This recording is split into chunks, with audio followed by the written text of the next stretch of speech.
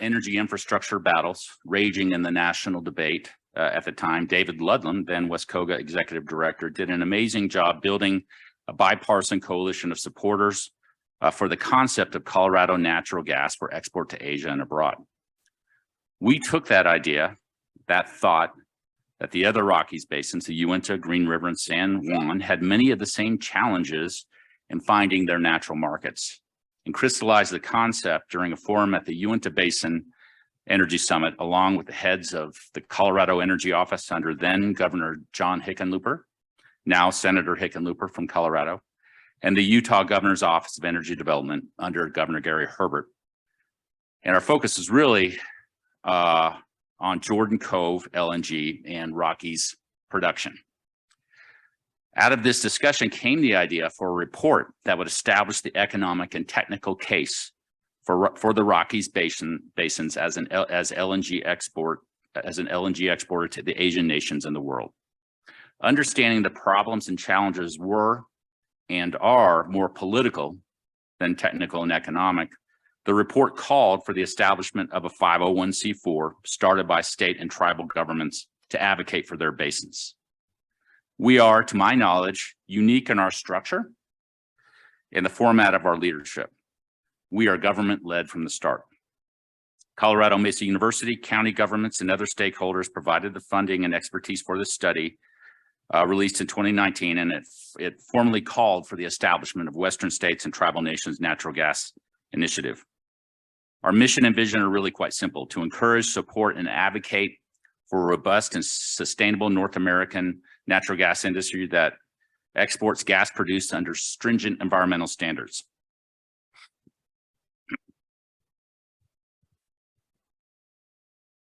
Our bipartisan transnational initiative is focused solely on creating rural and economic development, advancing tribal self-determination, and reducing global emissions by exporting natural gas from Western North America to Asia. Why Asia? The countries of Asia are expected to drive 70% of global LNG demand through 2040. To support our mission, we have spent significant time and resources making the case and setting the technical baseline as to why Rockies natural gas is better, why Asian companies should work with us to fuel their economies with a secure, long-lasting supply of cleaner natural gas. Not only that, such an arrangement can produce rapid, long-lasting emissions reductions.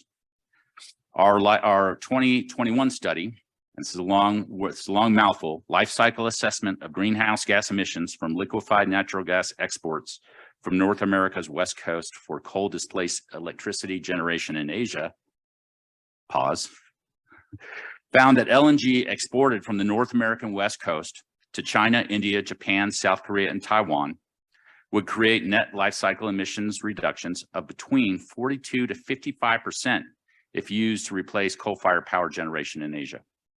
Crucially, our report accounts for the life cycle greenhouse gas emissions impact of Rocky source gas by assessing every point of the entire LNG supply chain, starting with production at the wellhead and ending with the emissions from electricity transmission and distribution in those nations. And there are other advantages of Rockies natural gas for export to Asian markets that I'll list here and that will be discussed in the panel sessions and talks ahead. Here's a couple of highlights. The Potential Gas Committee updated its resources estimates at year-end 2019 and listed potential recoverable reserves for the Rocky Mountain region were 502 trillion cubic feet. U.S. tribal nations hold almost 10% of the known oil and gas reserves in the U.S. Most of them are members of Weston. Reduced geopolitical risk. West Coast LNG facilities would not require the use of Panama Canal, which is a political risk as well as a shipping bottleneck. Currently, the Rockies are producing 11 billion cubic feet a day of non-associated natural gas. That means we're not going after oil, we are producing natural gas. Ready to supply Energía Costa Azul, Phase 2, and Mexico, and beyond. We have available pipeline infrastructure capacity with state and tribal bonding authority for utilization for infrastructure development and debottlenecking need. And under the guise of Weston, we have regulatory transparency, key political support by Weston members at the gubernatorial and national level for project development. And this is the case we've been making for some time. Yet, our context has changed drastically since Russia's invasion of Ukraine. The new surge of demand from Europe has made Asia's need for reliable supply even more urgent than before. The Rockies are positioned perfectly to be that source of reliable supply, and today, and at the program's forum, we will explore these options to make exports a reality, as well as understand how the United States, Japan, and tribal nations view the current moment and the future together. In fact, this forum is where we figure out where the Rockies and Western states and tribal nations fit into the global geopolitical puzzle of helping fight climate change while powering our economies at home and overseas into the future together. As an organization, we believe passionately that we have a solution to offer to our Asian friends and allies. Geography matters, and we have the geographic advantage on this side of North America, just as the Gulf Coast supplies Europe and the East. While the focus may be on Europe right now, ours has always been on Asia because we are closer and we can solve some problems like political and operational risks at the Panama Canal. We can bring transit times down and shipping costs down as well. At home, our producers on tribal lands and in our states can finally secure their natural markets and bring some predictability to their businesses. Predictability brings prosperity in rural areas, enables governments and tribes to chart their future courses financially. The major efforts being undertaken to ensure LNG can reach European markets certainly do make great headlines. And they also demonstrate to us the art of the possible when governments and companies commit to success. For example, Germany really earned international attention for nearly completing an LNG import terminal in a matter of months. Ordinarily, a project that takes 5 years or more. And if all goes according to plan, the terminal in Wilhelmshaven, sorry, mouthful there, will offload its first LNG cargo in January. How did this happen? Simply put, the governments and companies involved collaborated with clear goals and timelines. Of course, urgency is the mother of motivation, just as commitment is the father of success.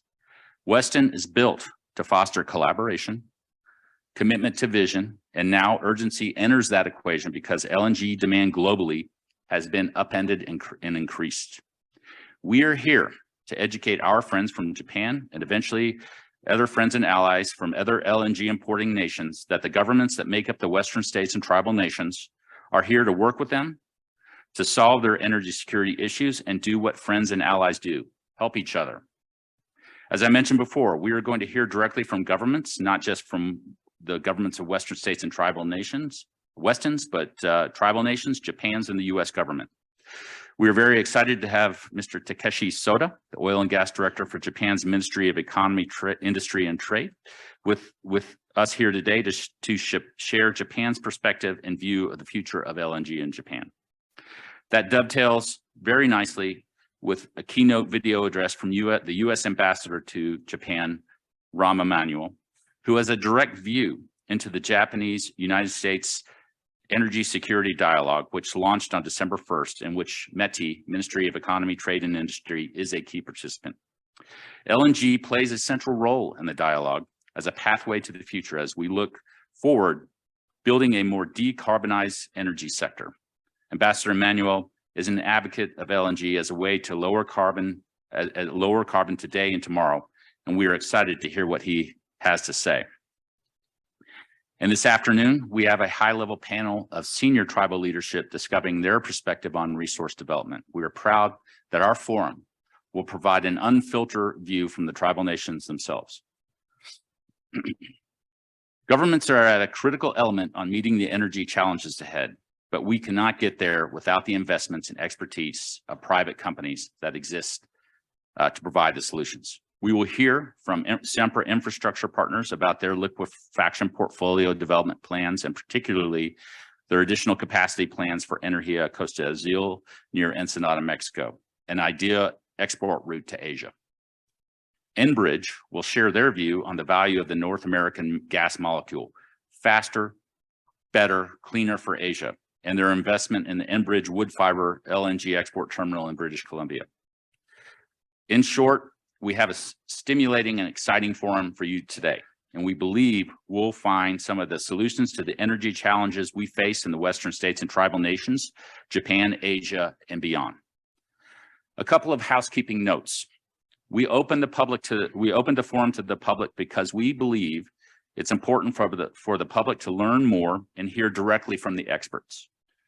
We have note cards for any questions that you may have for the participants, and we will, to the best of our ability, make time for them to be answered. Weston values honest debate and decorum, and we welcome your questions. Without further ado, let me introduce John Harpel of Mercator Energy, who's going to provide a geopolitical overview of the LNG industry today. Thank you.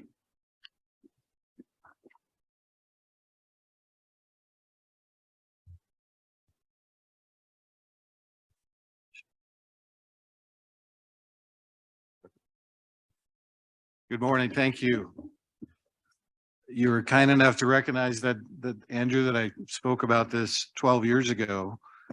It's I live in Denver, but I've got to come over to Western Colorado to be listened to. So thank you all for that attention many years ago.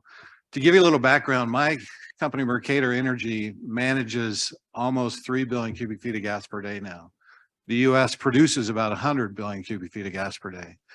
And believe it or not, I do that with 4 employees, where we are what we kind of self-describe as travel agents for natural gas, moving natural gas from the wellhead for producers. We don't own title to the gas, but we help them find a market. And then we also buy natural gas for a lot of industrial facilities across the country.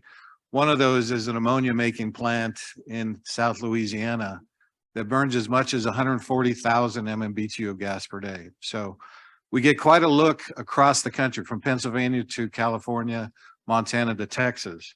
But today I want to share with you how we got to where we are right now as a world in need of energy, and what's the key critical issues that have occurred really over the last 12, 15 years, I would say, maybe even as long as 20 years, that shaped where we are today.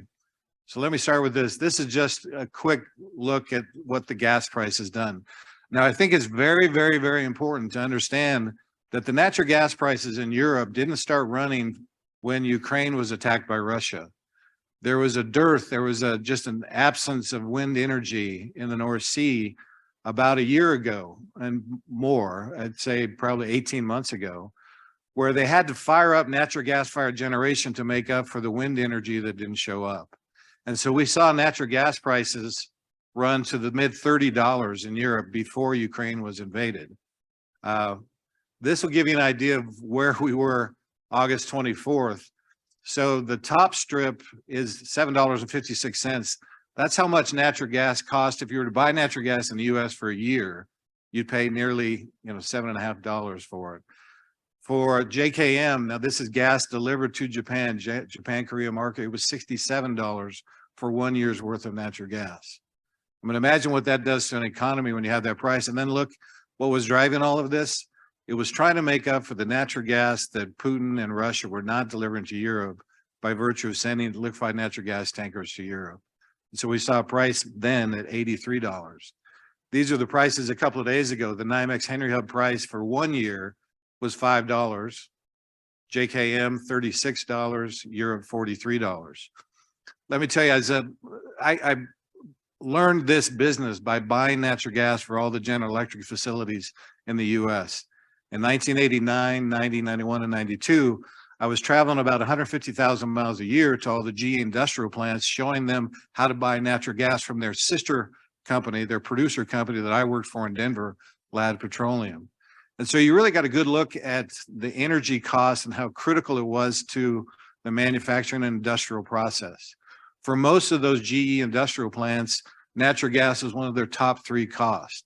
And so when you see a price even today, even though it's gotten better than it was in August, of $33 or $28, you see and you understand when you live in my world, the impact that that high natural gas price has on industry. I would argue right now that we're going to see over the next 2 years, the deindustrialization of Europe. And we're seeing it certainly in Germany, and I'll talk a little bit more about that.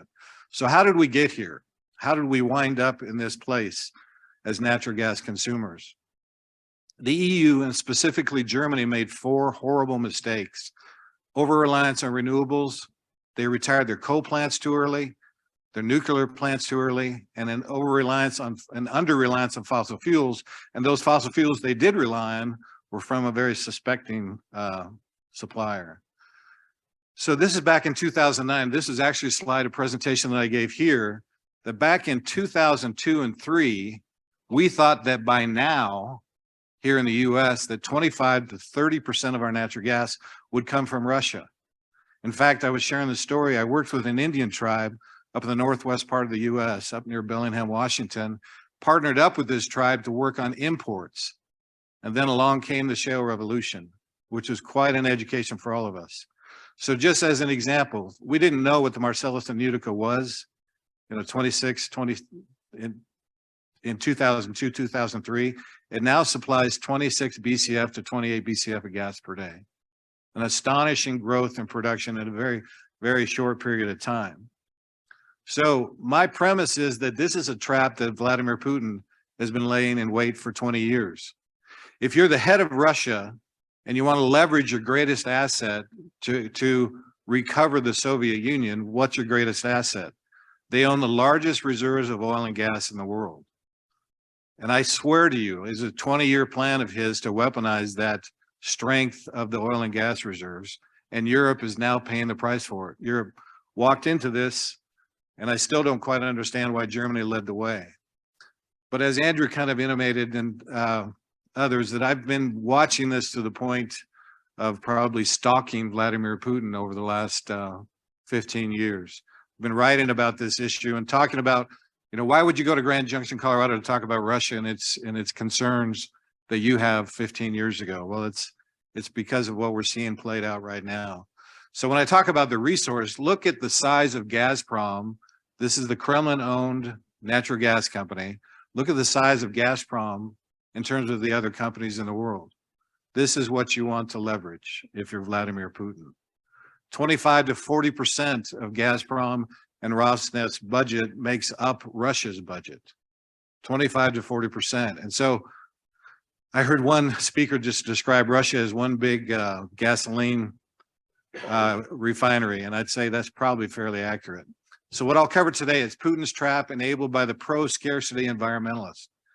Walk away from yourself, and it's great to be concerned about the environment, but do you know of one environmentalist that wants to see more commodities down the road? Okay, and there are very, very many that want to see less commodities. That's where you get the pro-scarcity and tag for the environmentalists, for some environmentalists. Germany and EU definitely took the bait from Putin. US LNG has come to the rescue, but it's cost the world, and certainly Japan, unmeasurably in terms of cost because of choices that were being made in the EU. And then I'll talk about kind of the 3-year impact, at least, on LNG markets.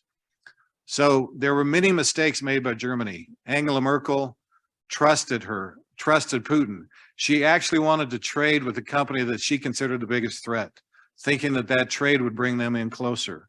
In addition to that, here's Angela Merkel at the signing ceremony for Nord Stream 1 back in 2011. But even more so, Gerhard Schroeder was best friends with Vladimir Putin, to the point where Gerhard Schroeder was earning nearly $1 million a year sitting on the boards of the big Russian gas company, the big Russian oil company. I heard, this is funny, I guess, in a way, but I heard that he's considered such a pariah in Germany now that his own neighborhood association threw him out of his neighborhood. So, but their reliance on Germany resulted in 55% of the gas they consumed in Germany was coming from Russia. And that amounts to $220 million a day in payments to Russia. This is another slide back from 2009 is we knew in 2009 that Russia had interrupted natural gas supplies to European countries 55 times in the prior 15 years. So why would you trust a country to supply you that negotiates the expiration date of their supply contract at the end of the year, in the middle of the winter. So this is still stunning to me that Germany stepped into this. These are the pipelines that transit gas from Russia to Europe. And you'll notice that most of these pipelines run through the Balkans. Well, there were issues between Ukraine and Russia in terms of what the transit fee would be for that Russian natural gas. And there were some cases where Russia actually saw Ukraine siphon natural gas off of those pipelines. So their solution was to build the Nord Stream pipeline at a cost 7 times what it would cost to build onshore through the Baltic Sea. And that's what we all know now, the infamous Nord Stream 1 and then Nord Stream 2. So supply diversification, what that means essentially is that when they cut off natural gas supply flowing east to west through Ukraine, through parts of the Baltic, through the Baltic Sea, through Nord Stream 2, that 17 BCF a day, 17 billion cubic feet of gas per day in a 50 BCF a day market just disappeared. Virtually, for all intents and purposes overnight. This is a great slide that shows the decrease in supply from those pipelines. Do you know that today there's natural gas flowing from Russia through Ukraine, and Ukraine is making a payment to Russia for that transit fee today? Two countries that are at war. So if you go to Ukraine, the safest place to be is next to the compressor station for one of those natural gas pipelines. That's how the disconnect still gets to me. So US LNG responded. Look at this is a slide that shows the LNG exports by destination. Look at how much gas was suddenly going to Europe versus the Americas versus Asia. And so a victim of the very choices, I would argue, that the EU made are our friends from Japan right now. When you consider all the gas that had to run that wasn't available technically in the market, and it was price purchased by the Europeans, specifically Germany, to get there. This is just another daily natural gas receipts during 2022. All of these slides will be available for you if you're so interested. You'll make them available, correct? So this is just the individual areas where we produced gas, turned it into liquefied natural gas, and shipped it abroad. Real quickly, when you freeze natural gas, it reduces size 300 times. So the amount of natural gas that would fit in a beach ball, when you freeze it, would fit in a ping pong ball. So we can put 3 BCF of gas in the typical LNG tanker, and that's enough natural gas to heat 46,000 homes for a year. But what's transpired is that we actually in June were shipping more natural gas to Europe than Russia was sending natural gas by pipeline. That's how critical that supply was for them. And so step back for a second too. Can you imagine if the United States had not pursued the shale revolution, where we'd be as a country right now? Can you imagine being, as we thought we would be in 2002, can you imagine being reliant on Russian natural gas for 25% of our supply? In 2002 and 3, Gazprom was looking to hire people in Houston to trade their natural gas here. Again, long before the shale revolution. So what's happened to cause that price to cure and get better for everyone? I say better, it's still incredibly expensive in Europe and Japan. What happened? The Baltic pipeline opened. You can see this is the Baltic pipeline bringing North Sea gas down in through the Baltic Sea. And then we had that little explosion that everybody wondered, what happened to Nord Stream 1? What happened to Nord Stream 2? Who blew it up? Russia still had supply agreements with European utilities.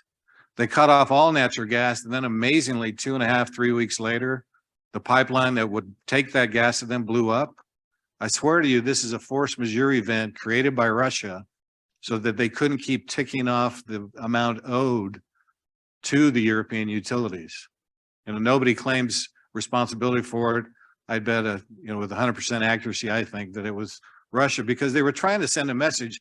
The first explosion occurred less than half a mile away from that Baltic pipeline, the day after they inaugurated the Baltic pipeline. I think it was also another message to say that we can get to any facility that we want to in terms of Russian terror. So European LNG infrastructure, there are probably, I think, 28 different LNG import facilities where they take in that frozen gas, warm it up and distribute it. You've got to realize that Europe is not as fungible in terms of the ability to move natural gas from one area to another. Even though Spain has 8 different LNG facilities to receive gas, they don't have the pipeline infrastructure to get it to other parts of Europe. So it's something to watch. I'm very, very concerned that there might be some accident at this Achilles heel of supply to Europe sometime in the next few months. So I think it's one that we really have to watch. There are 21 new LNG projects proposed for Europe. 21. They have responded, as Andrew intimated. Take a look at where the US, though, is in terms of that natural gas supply growth. More LNG growth out of the US than any other country combined. The same story. Right now, we're exporting, again, we produce about 100 billion cubic feet of gas per day. We're exporting about 12 billion cubic feet of gas per day. Within 3 to 4 to 5 years, we expect that 12 BCF a day number to double to 24 BCF a day. Look at that curve. And so where are we going to get that gas? How are we going to get that gas from the production areas to those export facilities? That's the question that we really have to address as a community. And when I say community, I include our friends from Japan. We need help convincing people that you have the market, we have the supply. It's just a question of getting that gas to market. But again, look at that projected growth in LNG export capacity over term, nearly doubling what we have right now. There's just another wedge, another way to look at that. So again, we could be up to 24 BCF a day of pipeline of LNG export capacity by 2030. So some of the solutions for Europe is a new Dutch LNG regas terminal that'll double import capacity. Germany just announced the 5th floating LNG terminal. That's helped bring down the prices. But despite all that, and then this is a crazy one. 3 weeks ago, there were 68 LNG tankers sitting offshore Europe, waiting to find capacity in pipelines and storage to meet their needs. Those 68 different LNG tankers represents probably about 20 to 25 days complete usage for Europe. So that's kind of what helped correct the problem. Goldman sees a surge in European household energy bills. So I say that, you know, the price has come down, but can you imagine 130 to 150 million people in Europe that can't afford their utility bills this year? Goldman estimates a $2 trillion surge in European household energy. And then imagine you're in industry in Germany, that industry represents 26% of the GDP.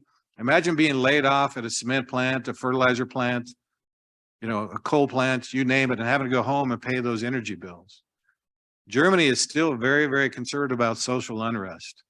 This is a list, and this is a huge concern for Europe. And we're seeing it here in the US. We may be the beneficiary of this, is that the deindustrialization of Germany is going on right now.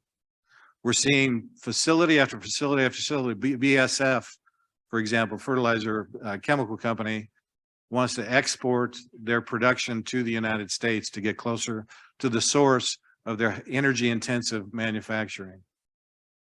70% of the fertilizer plants in Europe have closed in the last 6 months.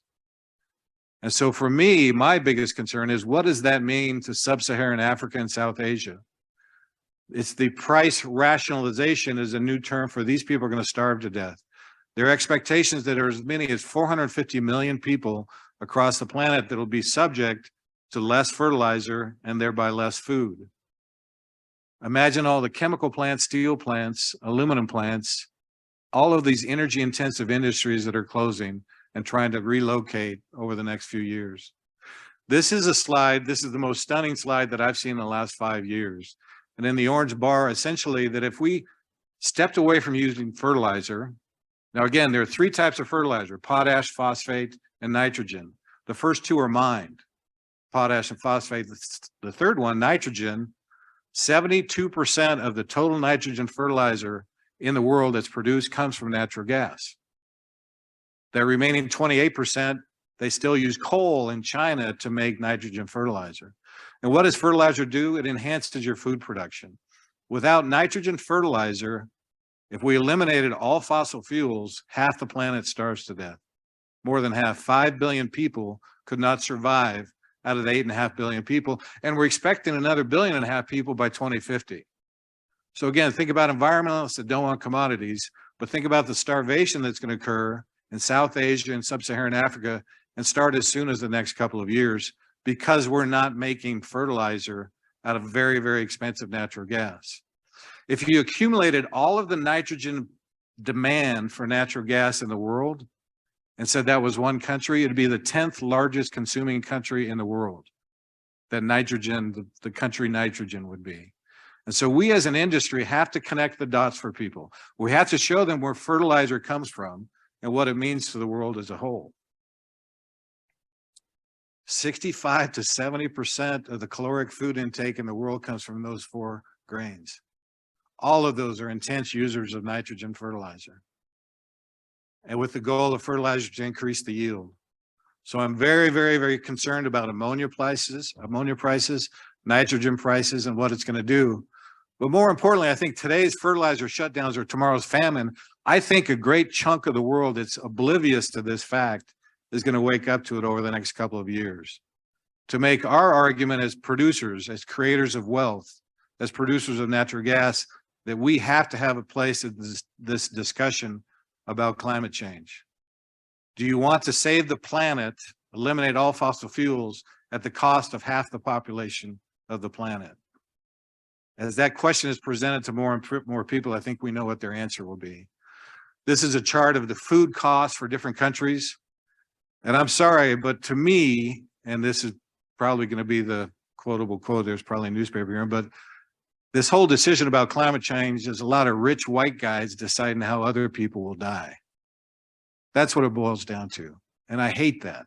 So we need to educate folks. These are the countries that will suffer the most in Africa. Ghana is in deep trouble. Think about that. The amount of fertilizer that was not produced in Europe could result in enough food to feed 100 million people. So the question is this a sunset business that we're involved in? I'd say no. There have been dozens and dozens of commitments, long-term commitments to LNG projects throughout the United States. That means that we are here to stay. It's just, I think, our business to connect the dots for all of those people so that maybe the adults start showing up in the room. European natural gas prices remain 5 to 10 times the historic norm. If I've got a friend at Kiewit, you should see the number of industrial entities in Europe that are trying to move to Louisiana. We'll see those numbers about a year from now, but it is unbelievable how they all want to come here because we have the rule of law and we have natural gas supply. This will continue to increase the deindustrialization of Europe. Imagine this all happening at the same time that China is going to probably go through the worst 10 years in the next 10 years. Imagine all of that industry being taken off. Food insecurity and famine will be one of the top concerns across the world. This is really, really a clash between extreme radical environmentalism and energy pragmatism. I'd say the far green left still doesn't get it. Daniel Yergin, one of my favorite authors, said this is a $90 trillion world economy that gets 80% of its energy from hydrocarbon. That is not going to change overnight. Thank you all. I'd love to take some questions if we have time. Yes. Why didn't Europe do what we did and just drill new horizons and solve the problem? Drill their way into a solution. So we know for a fact that one of Putin's 20-year plan issues was to just destroy the concept of hydraulic fracturing. We know for a fact that Russia spent $95 million on an anti-fracking campaign across Europe, so that the 7 largest countries of Europe all instituted fracking bans and moratoriums. They could have, Roger, they could have chased the exact same shale revolution that we had, and they'd be energy independent right now. And so it's those political choices that, again, I think we're going to highlight through the next 2 days, that we have to make sure that our politicians understand the ramifications of their decisions. Roger, now one of those 7 countries that implemented a fracking ban, even though they're in the midst of this energy war, has lifted that fracking ban. Now, granted, even if they did, it would take 2 to 3 to 5 years to come up with any kind of scalable production, but they haven't done it. Yes. Well, the question is, how close are we following Europe down in the fracking?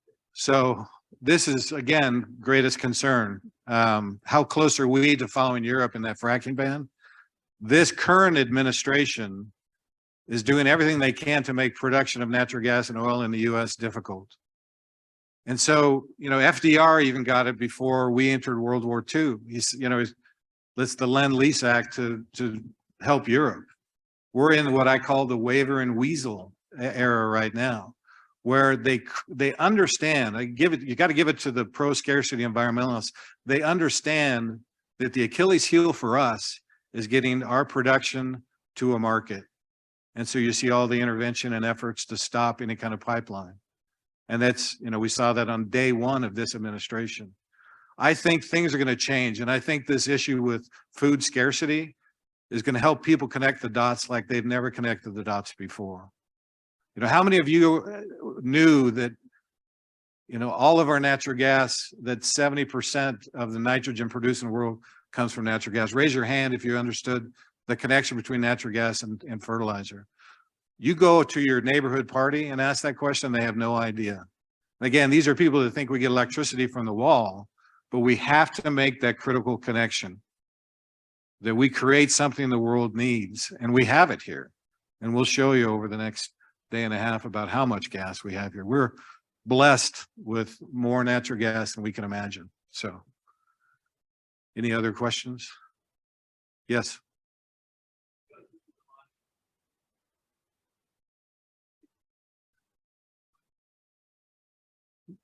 The Nord Stream pipeline. So we manage 3 billion cubic feet of gas per day. One of the big clauses in any supply contract is force majeure, act of God, act of war, that sort of thing. And if a force majeure event kicks in on a pipeline, my contract to sell you gas doesn't apply under a force majeure event. So imagine Putin has been scaling down his production. Virtually the majority of gas he's got flowing is flowing on Nord Stream 1. Nord Stream 2 hadn't even kicked in yet. And so he abrogated his contracts, broke his contractual supply agreement with those European utilities. And 2 weeks later, there's a force majeure event, so that the remaining 2 or 3 years on his contracts, you can't calculate the damages because that pipeline's been blown up. But I also think there was kind of a burn the boats message there also from Putin, in the sense when Portuguese explorer came to the Americas back in the 16th century, he burned his boat so they couldn't go back. I think the message was, fine, we're not going to supply you natural gas anymore. You've got to go figure something out. I'm not really worried about them getting through this winter. I think they'll get through this winter. But there was Russian natural gas flowing last summer to fill all the gas storage throughout Europe. They're not going to have that this year. And so we're going to see high LNG prices kick in higher again coming to springtime, when every available LNG cargo that's not destined for a specific contractual destination is bid away from the Asian market to the European market. So does that help, the force majeure? There was a question over here. Yes. Yeah, what percentage of the gas that would be flowing toward the West Coast is used to liquefy that gas? That's a very easy answer. 0. Thank you to the states of Washington, Oregon, and California. Pembina had a FERC certificate to actually build an LNG facility at Jordan Cove, and they walked away from it, but simultaneously have a facility up in British Columbia. We were this close to getting an LNG export facility there that saves, trying to transit through the Panama Canal.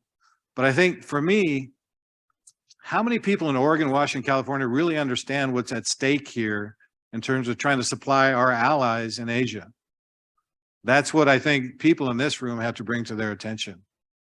And we've got a great, to be here and to be here at the birth of this thing. Is David Ludlam here right now? David called me about 14 years ago and said, John, what can we do to try to promote the Piceance Basin to the rest of the world? And that's really where this thing was born. So, Andrew, I got the ball to about the 50-yard line. You've got it to the 1-yard line. So thank you for all your work, really. Any other questions? Yes. In a just transition from carbon and balanced portfolio to renewables in Indian country. That's not going to happen overnight either, No, it's not right? I mean, scalable. to the slide that's up on the Yeah. screen right now, the intermittency of renewables. I mean, it seems like we're trying to operate and move forward as Indian country on a slippery slope of quicksand in terms of policy, resource, money, and business and development of, more pipes or more renewables. And, I mean, what's a tribal leader to do in terms of making informed decisions for, their future.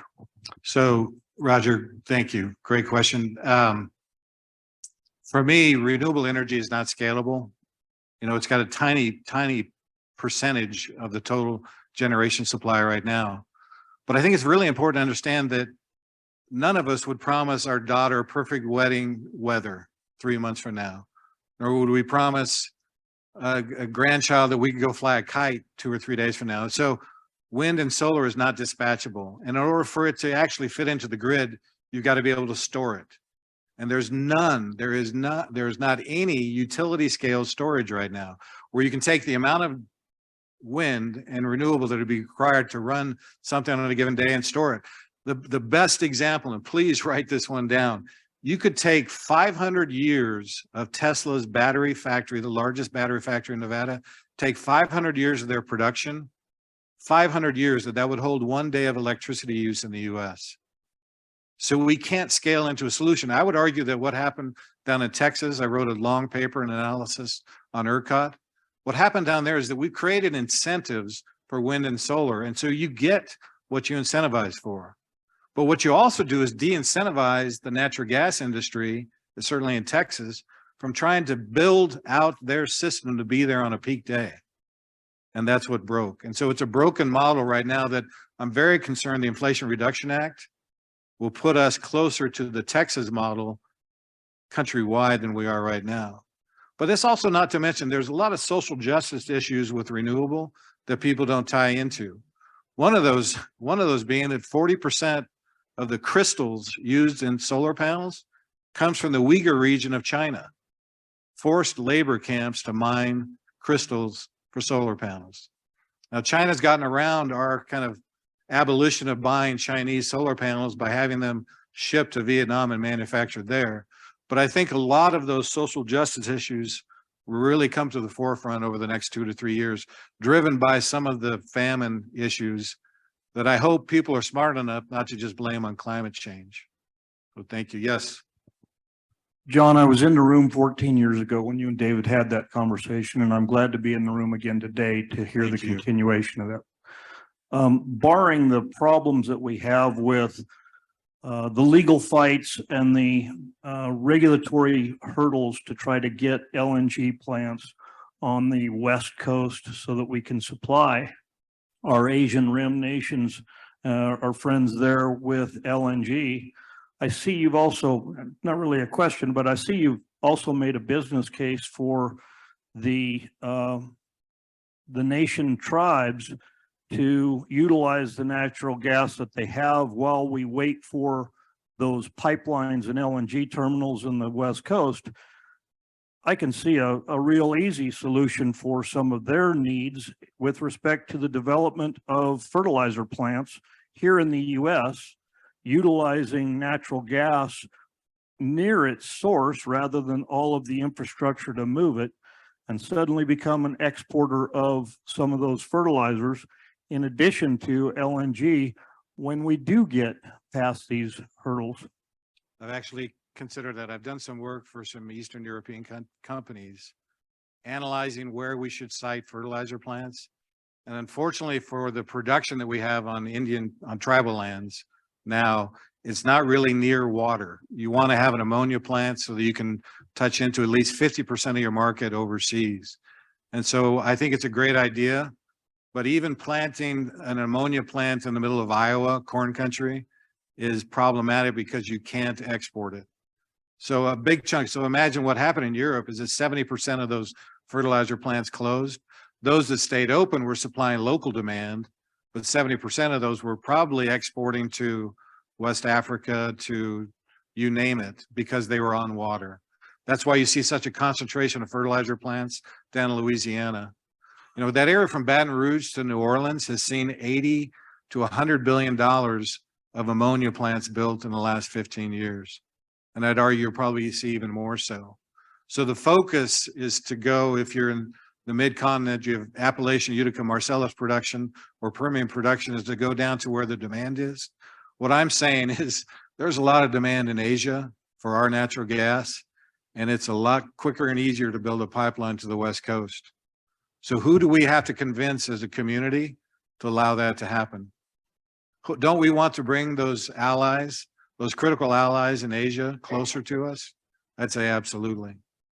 You know, if we had had all this by, you know, if we were king for a day 15 years ago and we had a 2 BCF a day pipeline going to California, do you think Japan would have that price strip that they're facing for the next 1 to 3 years? They'd say no, because we'd be planning to expand that pipeline now.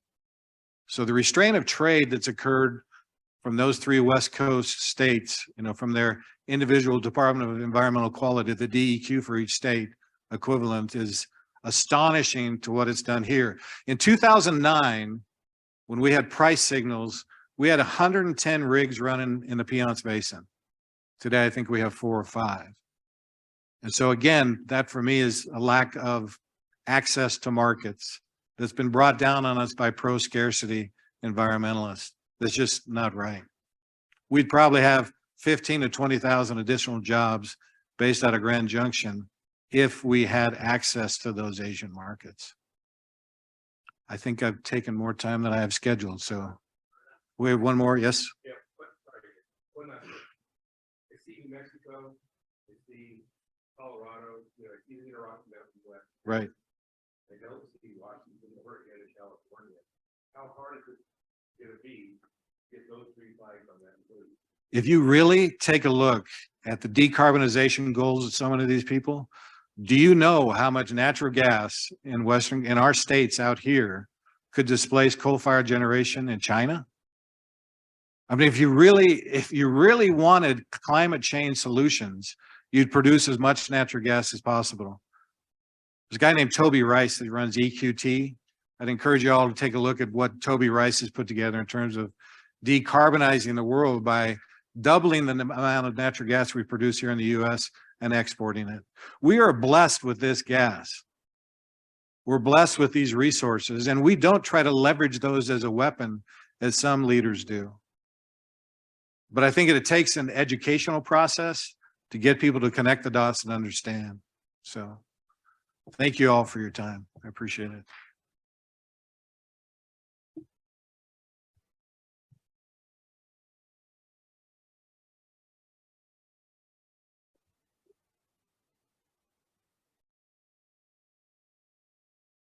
Thank you, John. I'd like to now introduce Mr. Takeshi Soda, who is the Director of the Oil and Gas Division of the Japanese Ministry of Economy, Trade, and Industry. Mr. Soda will speak for about 40 minutes, and I think we're going to try to do about 20 minutes of Q&A. So if you have a question, think about it, maybe write it down, or we'll pass around the microphone. But thank you, Mr. Soda. Please come. Clicker.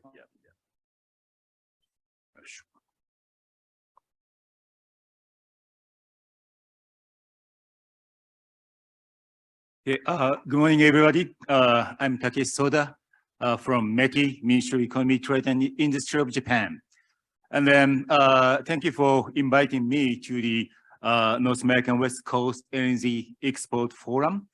Actually, this is my 2nd time to be invited to the Colorado Mesa University.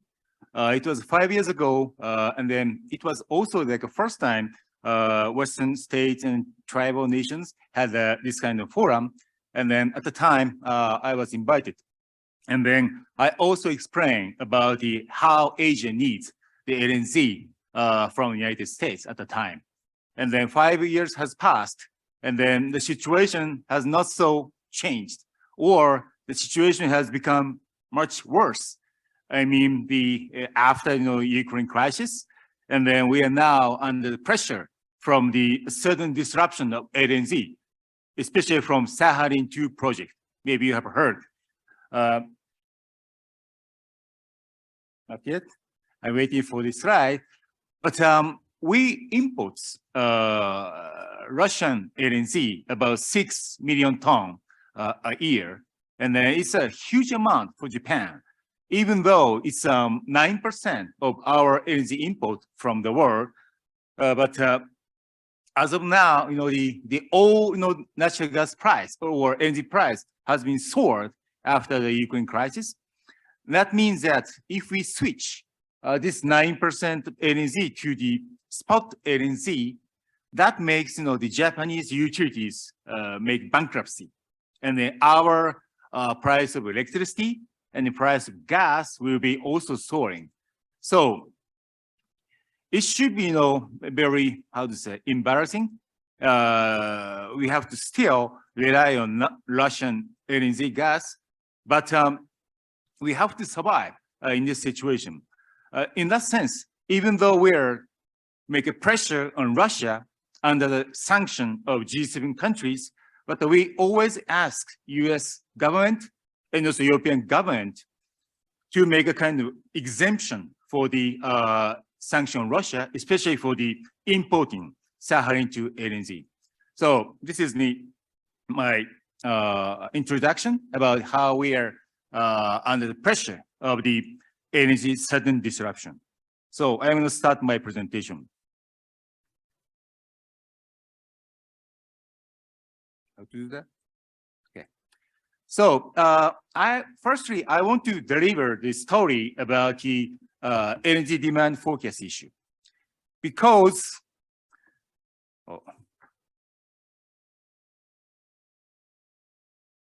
which button?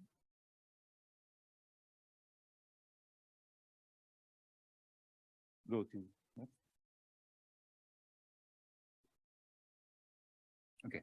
So because maybe aware that the IEA's World Economic Outlook, we call WEO, and then it has issued 2022 version last October. And then if you can see that there's a 3 scenario in IEA.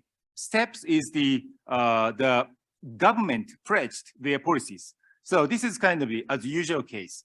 And APS is the case which the old government has already assured their net zero target. And the NZ3 is a scenario that the world reach to carbon neutral or net zero by 2050. But unfortunately, the media always reports APS scenario or NZ3. That shows that the demand for the natural gas in the world will be peaked around 2030 and going down after 2030. This is really problematic, and I believe that it's kind of misleading that the future demand of natural gas will decline after 2030.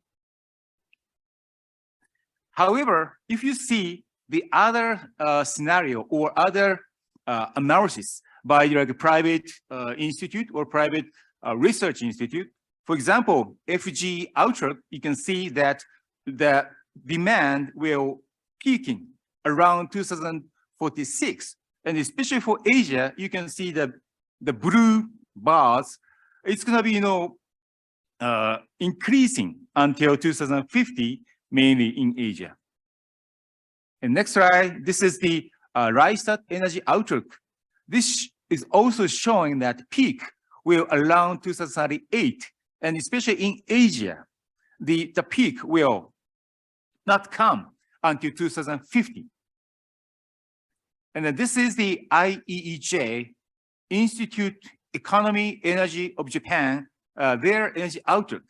And you can see that the demand for LNG will continue after 2022, and in particular, energy demand in Asia, that is the red circle one, is expected to increase more than 3.5 times from now to 2050. So it's a huge, increase. especially in Asia for energy demand. So I put, all these analysis on the one page, and you can see that the only, IEA APS and then IEA NZT is going down, but other than that, the other, scenario is all, growing until 2050, and especially this is the only for the Asian version.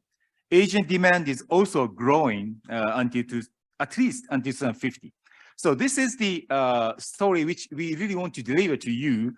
And then next year we host G7 summit, and then we hope that we want to deliver this kind of message that the demand of natural gas, especially in Asia, that will continue to grow at least until 2050. This is a very important message for us.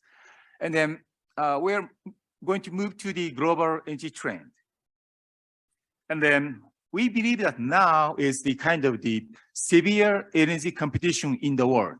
And if you can see like upper left, China has already decided to purchase about 14 million tons from the United States. And then the Korea has also signed a 20 years energy supply contract, and then 2 million tons from Qatar. And then it is said that in the left bottom, this is the voice from Japanese utilities that the long-term contract which start their production will be almost sold out until 2026. So this is very, how to say, severe story, but it's a true story. It's a kind of reality for us. We have to wait until 2026 to make a kind of the contract, long-term contract until 2026.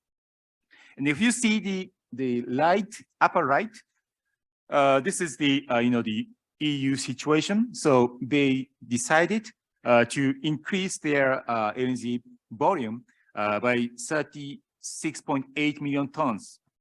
And then EU will reach 100 million tons per year after 2022. And then Germany, this is also mentioned by John, that Germany has also made a contract with Qatar for 15 years energy contract, about 2 million tons. And then this is also very interesting story about how the Europe will be. And then if you make the old pipeline gas from Russia convert to the LNG, it will be 140 million tons. So how to say, light blue bar. And after the Ukraine crisis, the volume has been decreased about 76 million tons. Then Europe has increased from Norway, Algeria, and Central Asia, but mainly they increased their energy import about 38 million tons. Having said that, there are still lack of 32 million tons. That is the red bar over there. So this is a situation of this winter. However, next winter, 2023, will be much severe for European countries, because the first three, they're gonna lose all this 114 million tons, and then they're gonna increase Norway, Algeria, Central Asia, and LNG. LNG, they're gonna increase their receiving facilities, FSRU. So their amount of import will increase to 58 million tons. However, there's still 49 million ton shortage for the LNG. And then to survive this situation, they have to decrease their use of gas about 12% or 13%. And then it should be very severe for them, because this winter, it is called mild winter in Europe.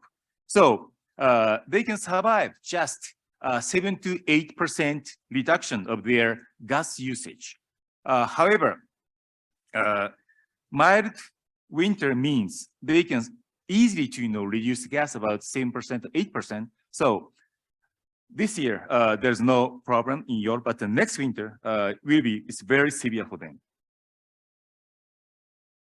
And then this is also explained by John that after the Ukraine crisis, U.S. LNG export will be increased to Europe, and then as of now, it's about half of the import from the world in Europe has been from the U.S. It's this one about, and then this is the winterization situation. As I said, Europe can survive if they can, reduce the usage of gas about 7%.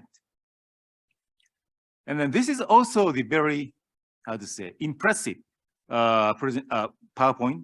And then you can see that this is the supply and demand, energy supply capacity in the world. And then this is a graph in January, because the January is the largest volume in the world. So we can see just the January in the world. And if you can see like a 0.0, this is the supply and demand balance point. So if you go under this 0 bar, that means demand is, surpass the supply. That means it's going to be really dangerous situation for the price hike, and there's also the LNG disruption. And then before Ukraine crisis, the world is going to the this green line. And then after the 2014, at the time the oil price is very low, so the investment for the upstream natural gas has been very stagnant. And then also after maybe 2028 to 2029, there's a more situation or momentum for the decarbonization or divestment, especially in a financial arena.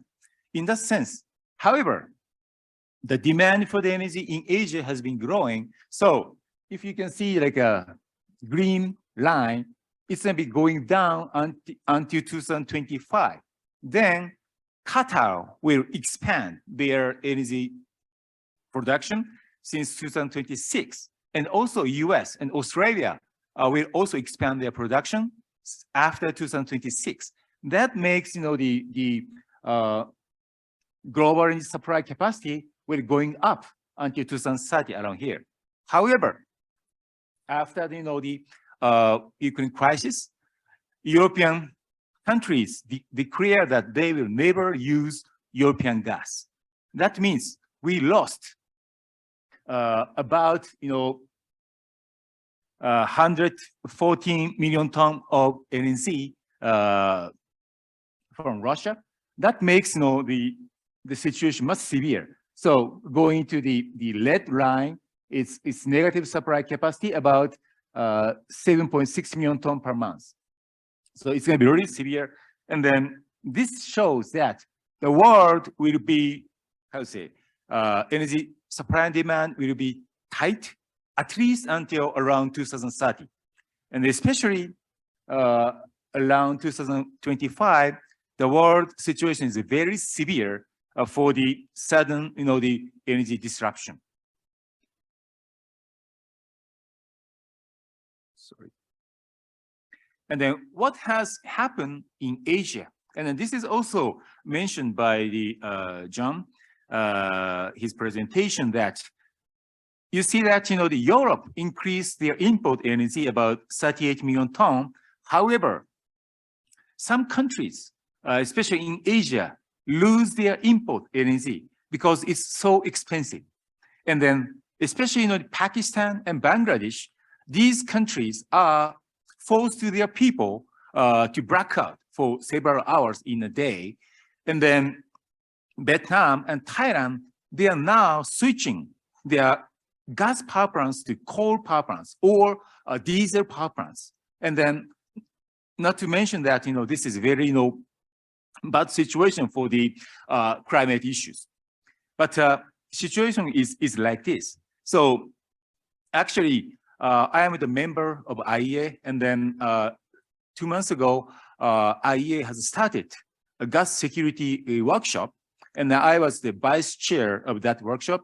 And then I delivered this Asian voice to the European countries that because European countries are kind of the premium buyers, so even though LNG is expensive, they can still purchase it. However, Asian countries will not purchase. And then they are suffering this kind of like energy security issues, and also they are suffering the expensive energy. Then moving back to the coal power plants and then oil power plants.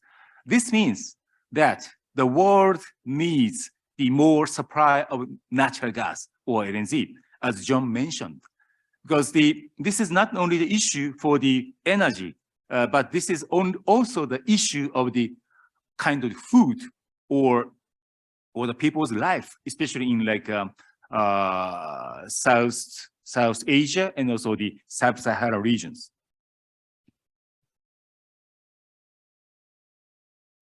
And then this is the voice from Asia, and then recently we met them, and then Thailand mentioned that LNG is clean energy, and we need to continue to use in the future.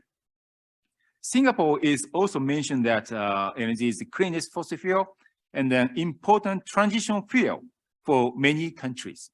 And then we got also the message from the other Asian countries like the Philippines. They mentioned that by 2040, natural gas supply capacity will increase more than fivefold. It's so huge. Indonesia and also Bangladesh, they also mentioned about their strong demand for the LNG. So we believe that, especially in Asia, the demand of LNG will increase at least until 2050. However, there's two contradicted opinions from Europe. As you can see that the Minister Habeck, a German economic minister, mentioned that, as I said, Germany recently concluded the LNG long-term contract with Qatar over 15 years.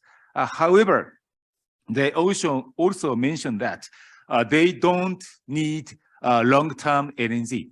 He mentioned that, after 43 years later, they will prohibit to import LNG. And then, like a second opinion, the red one, Europe needs LNG, and Europe will become a premium buyer and compete with Asian countries. Actually, these comments, I could not believe it from the European my colleagues, but this is kind of reality.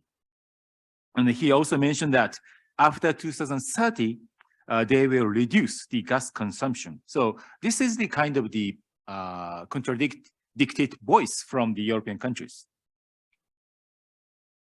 So this is the current energy price. Now, the JKM is about $40. It's as a compare with the 2019, it's about 4 times to 6 times expensive than the around 2019.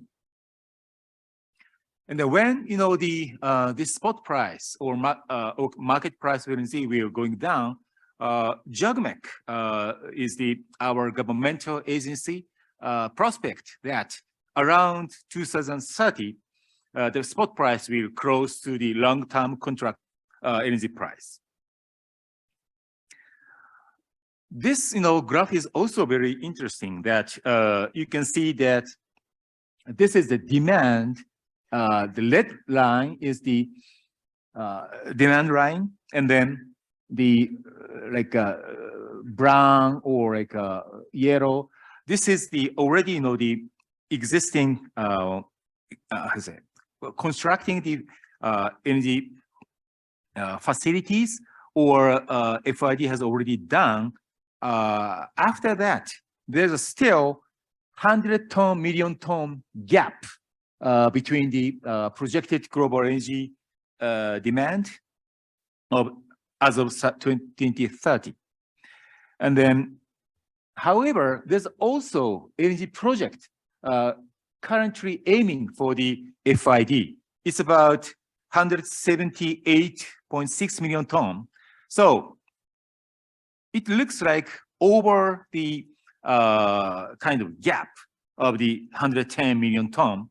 But interestingly, more than half of these, projected LNG project is from US. However, most of them is from the Gulf Coast energy project. That means if we want to import these kind of LNG from Gulf Coast, these tankers have to go through the Panama Canal, and then Panama Canal is also the kind of bottleneck for us, especially after the COVID-19. There's a kind of the sluggish for the tankers. So we hope that the West Coast would be much the efficient and then good for us to import the US LNG compared with the Gulf Coast. And then some people mentioned that what would be the kind of the bottleneck to the upstream investment or investment to the LNG facilities. Some people said that the financial arena or banks or the investors should be reluctant to invest the upstream investment for natural gas. But if you can see these comments from the JP Morgan and then BlackRock, we don't worry about this kind of financial people because they already believe that even though renewable is really needed, however, during the transition period, natural gas or LNG will also need it for the more kind of the smooth or realistic energy transition, especially in Asia.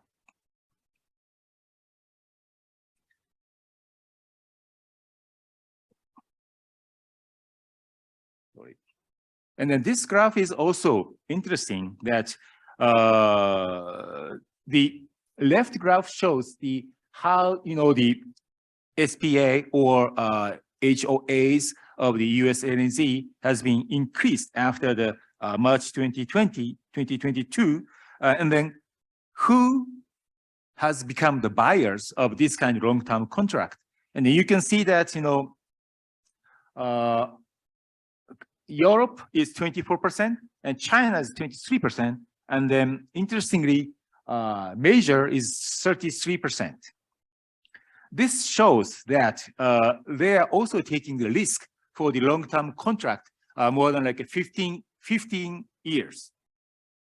And then majors, not to mention to you, but they take a risk to this kind of long-term contract and then to resell to the other European countries or Asian countries.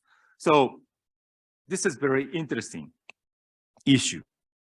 However, as I said, what would be the bottleneck for the long-term investment in upstream would be maybe buyers or utilities, especially in Asia or Europe, even though they started to purchase a long-term contract. But in general, the Japanese utilities are very reluctant to make a kind of long-term contract, like more than 15 years or 20 years. So this would be kind of a challenge for us, how to persuade them to purchase this kind of the long-term contract, because they are also anxious about the 2050 carbon neutrality goal. So this is kind of a challenge. And also, this is the one of the problematic issues that this G7 summit, the G7 countries committed to stop their public finance on the fossil fuel project in abroad if it is unabated fossil fuel project. However, there's a kind of exceptions, as you can see, maybe the fourth line, except in limited circumstances, clearly defined by each country, consistent with 1.5 warming limit and the goals of the Paris Agreement. So the project should be in align with the Paris Agreement. This is very important thing. And then maybe the world has been focusing on the next year's G7 summit, how these discussion will be going. And then this is also again the Daniel Ergin's speech that interestingly he mentioned that other than Japan, G7 countries, especially for European countries, have forgotten about the energy security, as John mentioned. And then he mentioned at the last part that he really welcomed that Japan will be the G7 presidency, because they will recognize the importance of the realistic energy transition. And then we also pay much attention to the voice of the Asian countries. So we're going to move to the energy situation of Japan. As you can see that among G7 countries, our self-sufficiency rate of the primary energy is 11%. This is the lowest in G7 countries. And if you see like Germany and Italy, their dependency rate on Russia is a little bit high. And then this is our composition of the crude oil, LNG, and the coal. But if you can see that our dependency rate, please see it the center circle for the LNG. Our dependency rate on Russia is 8.8%, about 9%. But as I said, even 9% is very severe. It's a very how to say huge impact on our energy security. We're gonna skip here.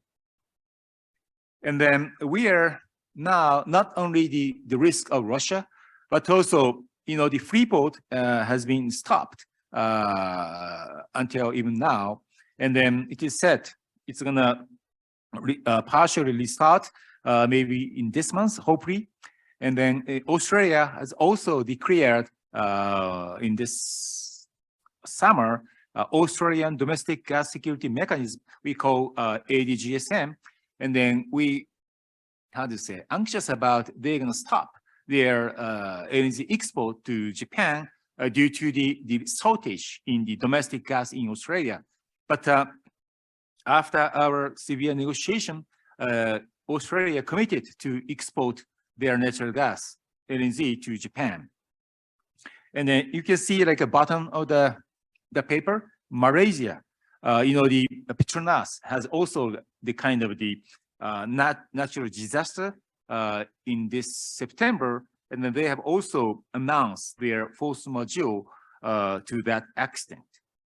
But as of now, they are committed to deliver the LNG safely. So there's still not any disruption from Petronas. So how we gonna, take action towards this kind of the energy security issues? So you can see that the first one is our aggressive diplomacy for natural resources, and then number two is the JBIC, public, the financial institute have support Japanese utilities to purchase LNG. And the third one is that we are continue to improve liquidity in energy market, especially in Asia. And also in this winter, we created strategic buffer LNG. I will explain later about this. And then like a second part is that we are also supporting the Japanese company to acquire the share of upstream, and they also acquire brownfield projects. I will explain later also. And also we are support these kind of Japanese companies investment upstream and midstream by the JOGMEC support. And then the bottom part, we are promoting the cooperation with Asian countries, especially for the upstream investment and also the mutual cooperation for emergency. And also I will explain later about our initiatives about Asia energy transition. So this is a story that the JBIC, Japanese the public bank is now supporting the Japanese utilities to make support for their energy offtake. And then destination cross issues, we are also trying to relax or eliminate destination cross from the energy contracts. And then before our action about, could you see in the center circle that 71% of the contract is destination is restricted. However, after our activities, the percentage has moved to 57% for the restriction destination cross. Next slide. And then this is our aggressive resource diplomacy. So our ministers travel to like Oman, Thailand, Canada, US, Malaysia, these kind of things. And then this is also the, this is also the importance of the expansion of the brownfield project. So Corpus Christi, Lake Charles, Freeport, Cameron, these kind of things. We are very, how to say, high priority to support these kind of brownfield projects because it's going to take time for the greenfield projects. That's why we pay more attention to the this kind of the expansion of the existing energy receiving energy facilities. Okay, so this is what we are doing with the Asian country. So we made MOC with Petronas about the joint upstream investment and also the mutual support for the energy emergency issues. And the same kind of MOC has concluded with Malaysia and also Singapore and Thailand. So this is one of the topic I want to deliver today is that under the Economic Security Promotion Act, this is the kind of new law which was passed in this May, and then under this act, we created strategic buffer LNG for the first time in our history. This is a kind of the strategic reserve oil in United States. SRB? Yes, strategic reserve, petroleum reserve, yes, version of LNG in Japan. And then we asked Japanese company to use their one of the contract as a strategic buffer for the Japanese, the emergency issue. And then it's a normal time they can, trade these kind of LNG in any buyers or in market. However, in the emergency case, we're gonna ask these Japanese company to divert their cargo to the place where the energy is in short. This is just the background of the strategy buffer energy.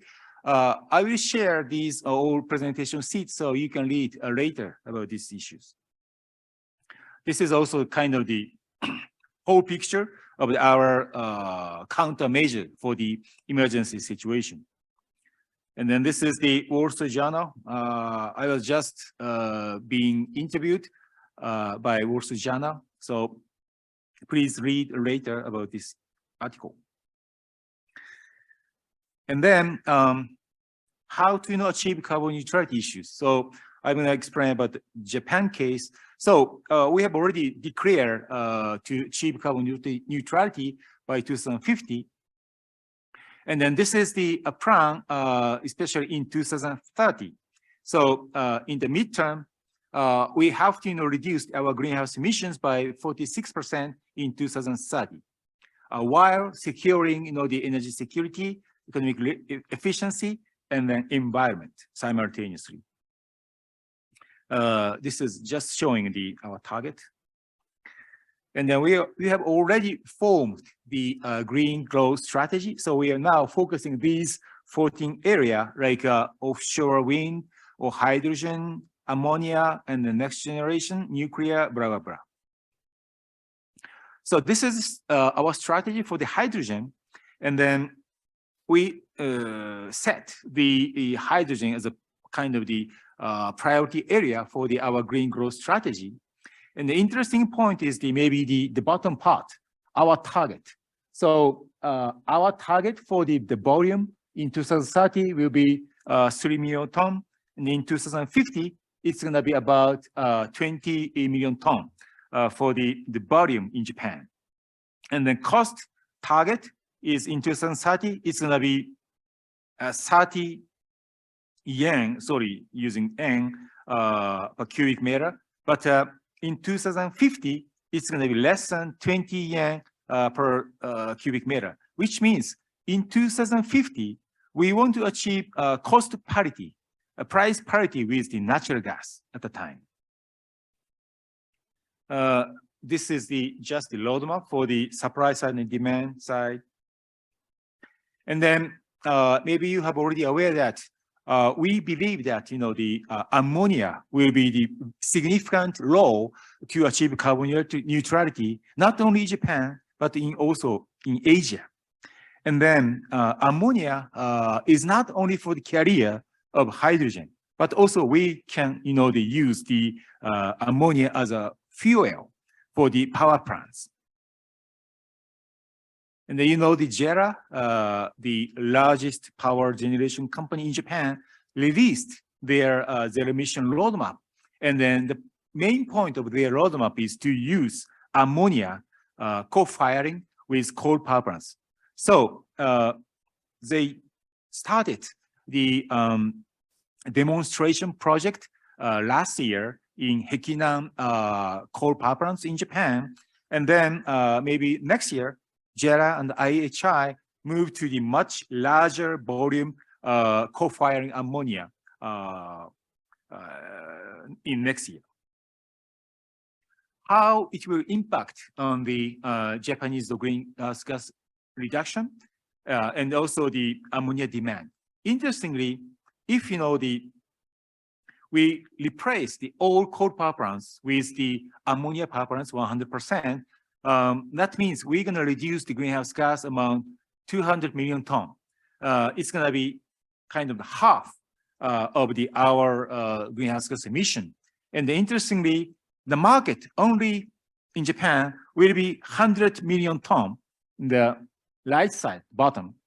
And then as of now, the ammonia market in the world is just 20 million ton is the top. So it's going to be 5 times larger than the world ammonia trade volume. So it's going to be huge, the market will be appear if, the coal power plants will be replaced to the ammonia fire power plants.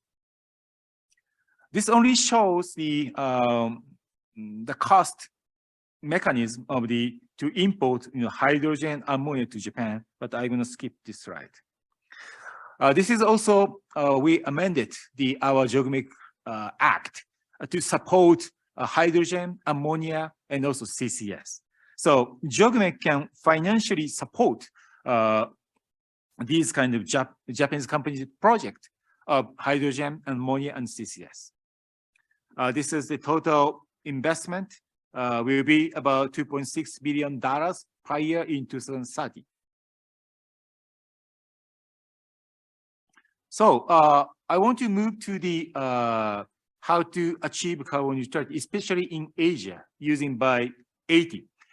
80 is the Asia Energy Transition Initiatives, which we started last year. I just, touch upon about the background of the 80, because as I said, since 2018, 2019, the world has moved to the more like a divestment, especially in financial arena. So not to mention World Bank decided to exit from upstream oil and gas in 2019, and then German bank, and then BPI France, and also European Investment. And then I'm really surprised that ADB, Asian Development Bank, that bank should be supporting the development of the Asian countries. However, they also decided to stop their financial support on the coal power plants, on also the upstream oil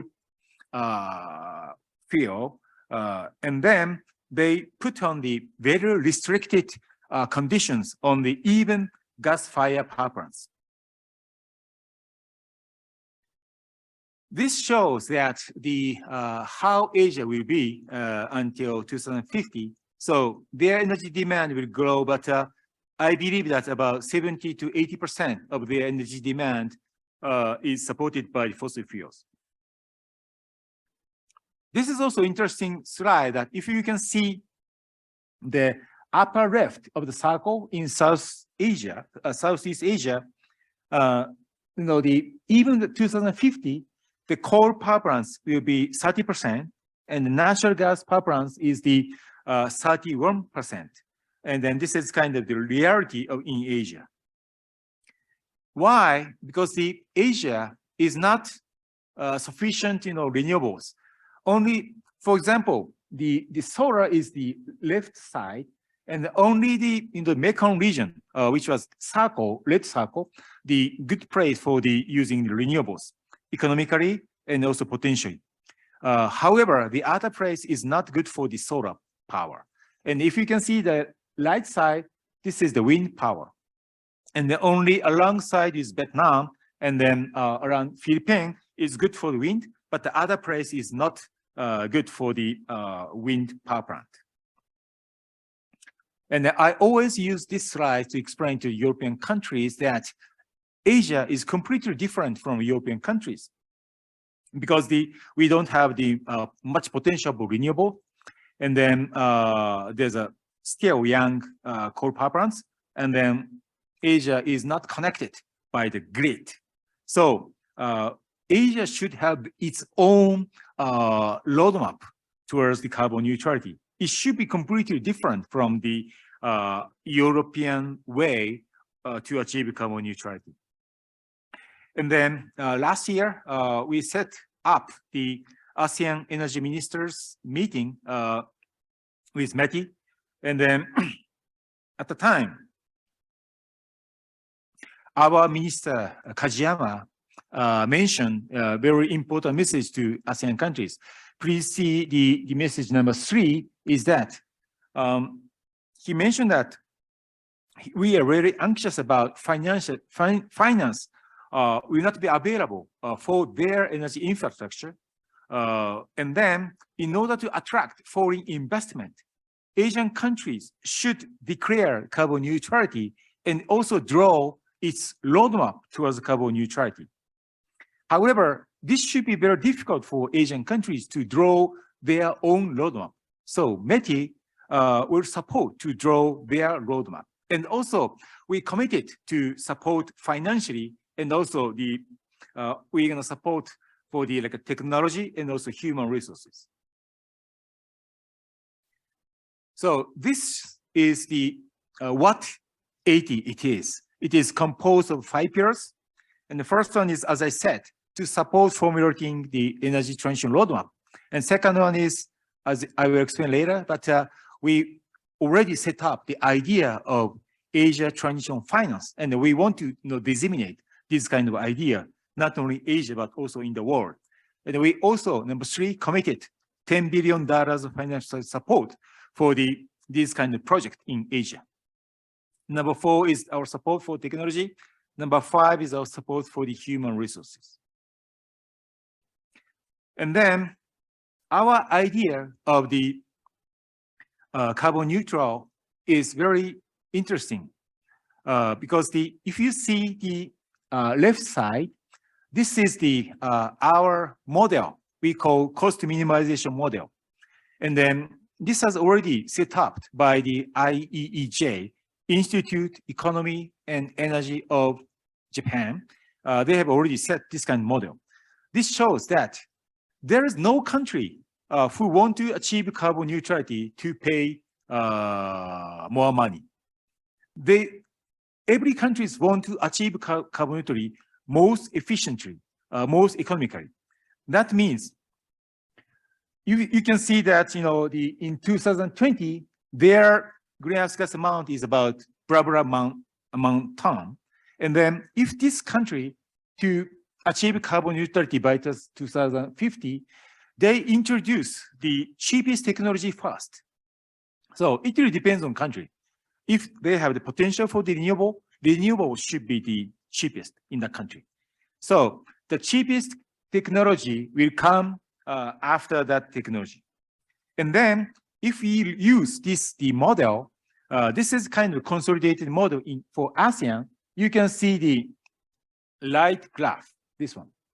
And then this is the very interesting one, because the bottom of the graph is coal power plants. And the second bottom is purple, is gas power plants. You can see that until 2030 or 2040, gas power plants will increase, replacing coal power plants.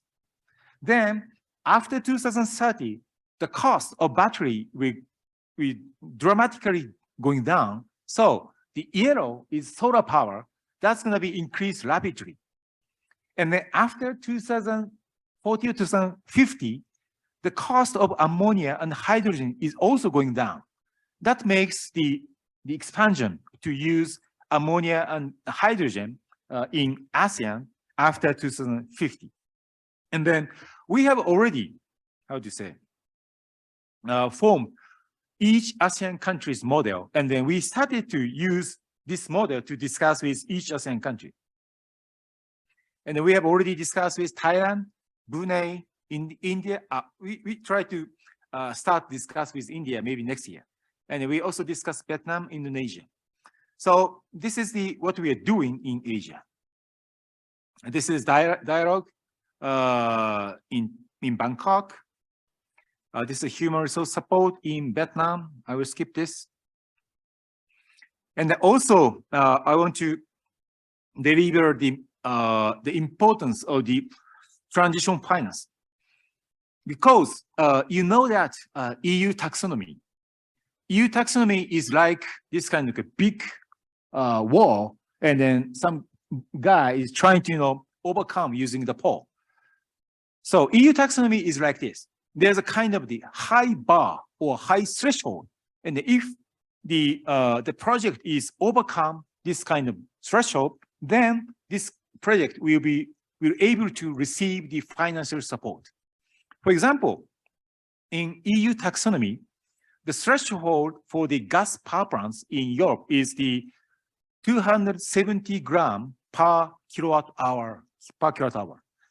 That means it's so severe because if that gas power plants with CCS, carbon capture and storage, otherwise this gas power plants will never receive financial support.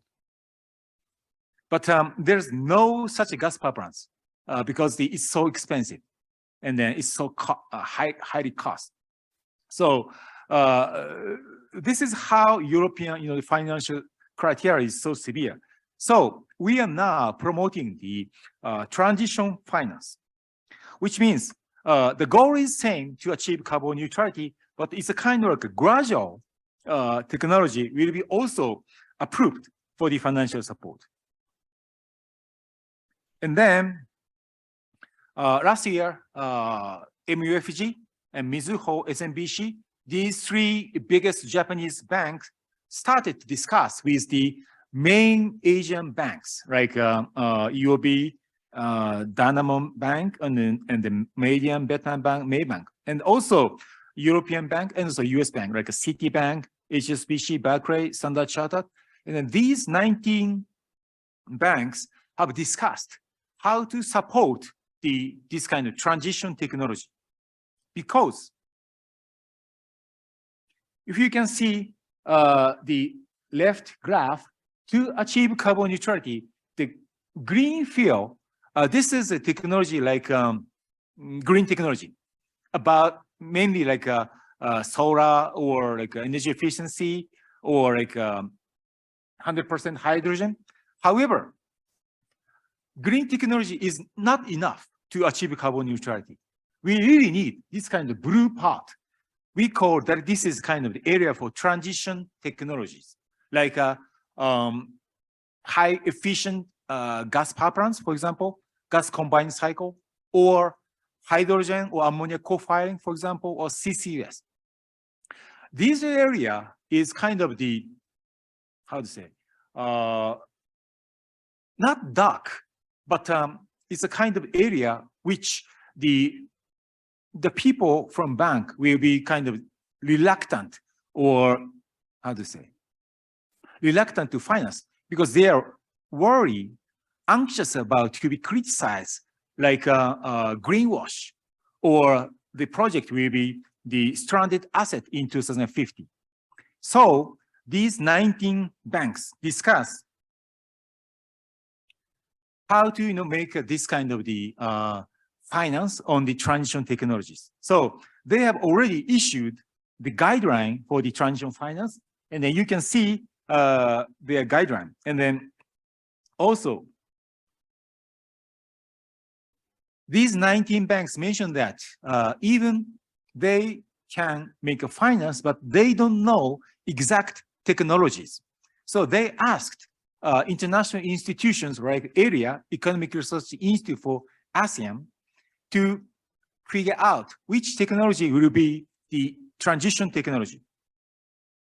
And then, as I explained, they have already issued 10 technologies, especially in the electricity generation area and also fuel production area. So you can see that CCGT, and then waste to energy power plant, biomass co-firing, low carbon, blah, blah. These 10 technology will be assessed through these 6 evaluation elements, like emission impact, reliability or affordability or social conditions. So I really want to deliver what we have achieved, especially for transition finance. And then maybe next year, we want to make this transition finance as agenda for the G7 summit. I will skip the this actual project in Malaysia and also in Asia. We have already formed the Asia CCS network. Time to constrain, I will skip this slide. Finally, I want to mention about the future of hydrogen and ammonia, because not to mention, your natural gas will convert to hydrogen or ammonia in the future. So you'd better to see how the world, especially for the market of Asia, will be. And then this is the slide for the LNG, because why I took this slide is that I want to compare with how the market of LNG will convert gradually to the market of hydrogen ammonia. So now, the US and Australia and Middle East, their LNG is moving to Asia, the biggest market. And then US especially, started to their export to Asia since 2015. And then I believe that, the future demand for the clean hydrogen will be in 2050, the gap for the demand will be about 223 million ton for the gap. It should be so huge. And who will be the future supplier for the hydrogen and ammonia in the region? So you can see that US is the number 2 in 2050, about 32 million ton for the hydrogen. And Australia is the biggest, Middle East is the 3rd. But very interesting point is that, next slide. This is the from the IEA World Energy Outlook, that the China and the United States will be the biggest hydrogen and ammonia market. And then who will export their hydrogen to Europe and Japan? That will be Middle East and Australia. So it is said that US export capacity is limited to export your hydrogen or ammonia to Asia or Europe because of the limitation for the export capacity. So I believe that this can be also the kind of challenge for your country to export your hydrogen or ammonia to the world. Okay, thank you very much. It's a long story for that. Thank you very much.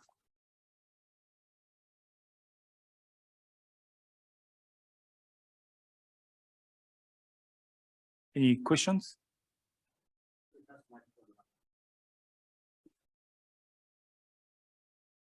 Actually, thank you. Thank you so much. And thank you for coming so far to visit with us. Japan gets about 7 to 8% of its LNG from Sakhalin, based in Russian waters.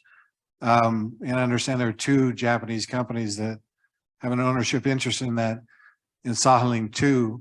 Sakhalin 1 in 2007 was pretty much nationalized by the Russians when they weaponized their environmental agency, a group called Roskrosnador. And they came in and they told Shell, we don't like the way you operate the facility. And months later, Gazprom owned 51% of Sakhalin 1. Mm-hmm.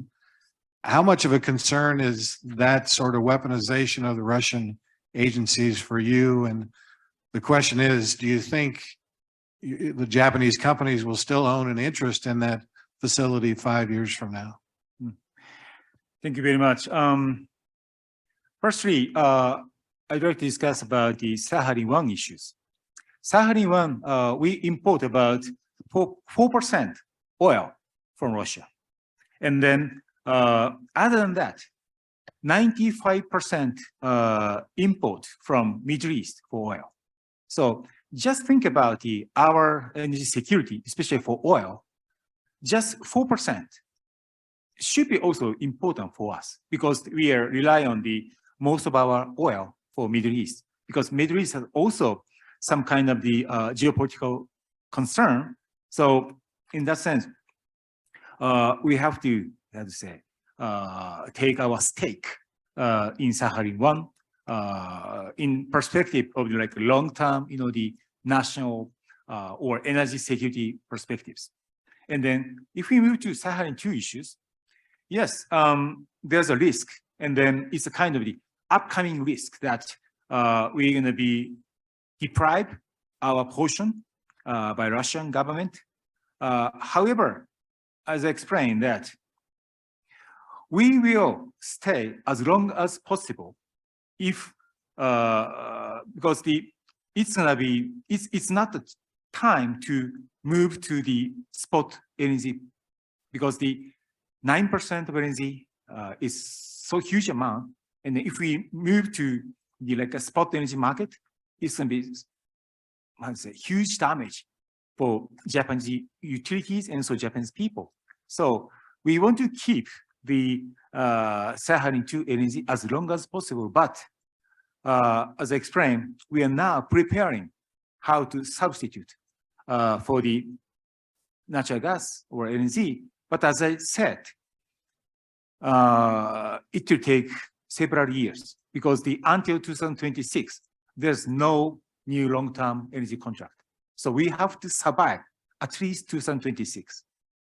This is our kind of strategy, even though this is not, kind of sufficient or perfect strategy.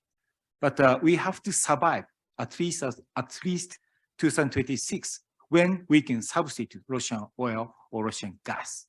So this is the current situation of Japan. Does that make sense?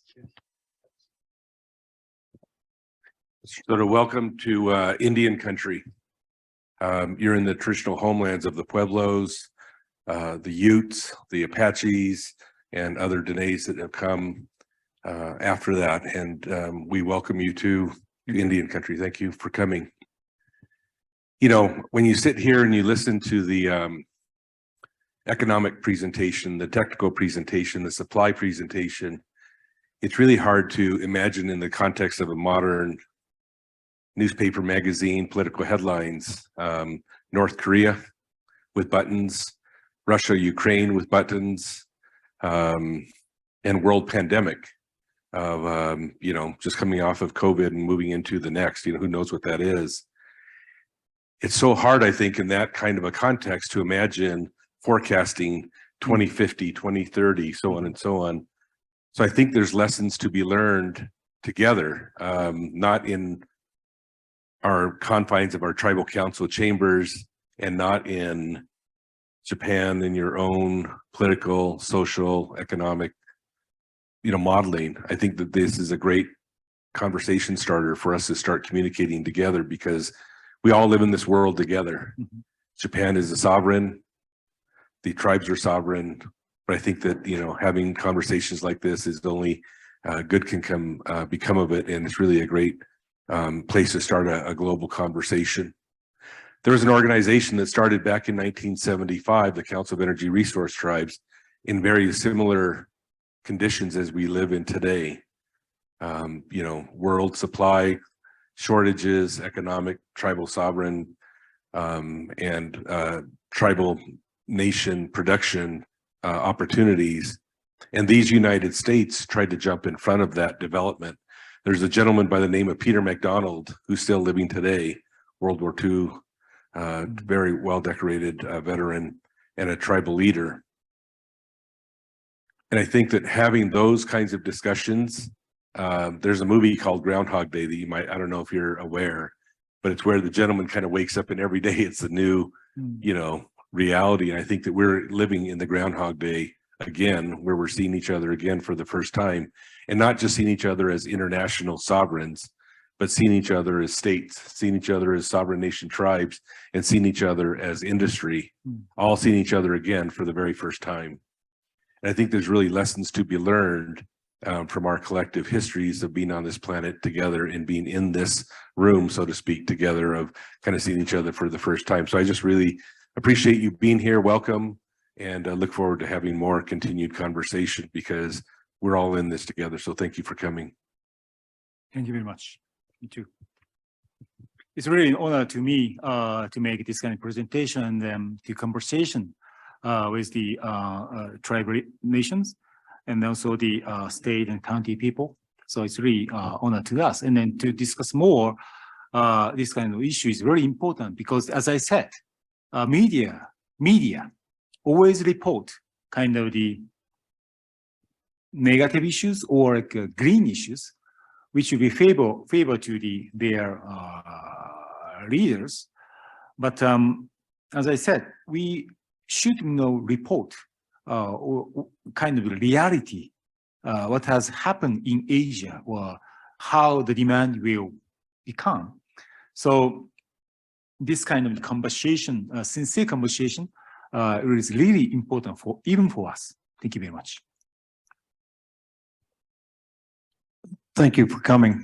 We really do appreciate it. I echo his sentiments. I'm wondering how we, the Indian nations, the tribal nations, the LNG providers, et cetera, how we might be able to help you. You've talked about survival as a strategy. And one of the concerns that comes to my mind is the supply side shocks due to global geopolitics politics and ensuring that, say, Taiwan has energy supplies that will manage them after their 11-day reserve runs out should conflict occur. My question is, how might we, in the people that are representing large resources in this room, might be able to help the Asian Rim in the event of conflict and help you manage those supply side shocks? Thank you very much. It's very important questions that because I explained these issues 5 years ago, but as I explained, the demand in Asia, demand in Japan will slightly, or gradually reducing towards 2050 in Japan. But as I explained, like Southeast Asia or South Asia, their demand will increasing. But as I said, due to the expensive price of natural gas or LNG as of now, they are kind of stagnant to import more LNG or natural gas. So what we really want is that to increase natural gas supply or LNG supply in the world, because that makes the price going down, and then that makes also the expand the demand in Asia, especially. So that is the one of the issue we really want to in the producing area in here. And then also what we have to do is how to create or expand demand in Asia also.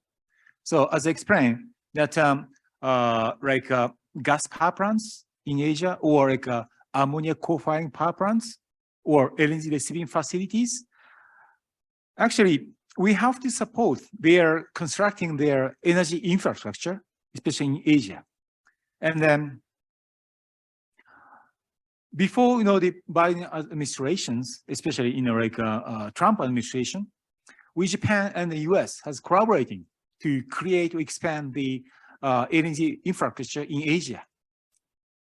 But the after Biden administration come, they stopped to support to formulating the LNG facilities in Asia. So it's gonna be kind of the discrepancy or contradicted, because your government as of now committed to expand production of natural gas or LNG in the United States. However, US is also trying to expand the demand in Asia. So we really want to collaborate again to formulating or to support the energy infrastructure in Asia with the US government. This is my second request as of now. Thank you.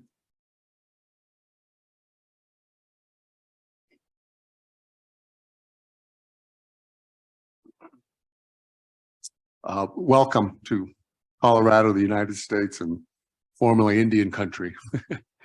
My name is William McCabe. I'm with the Navajo Nation. I had a quick question. One of your slides, I don't know if your 2050 hydrogen price was it 20 yen?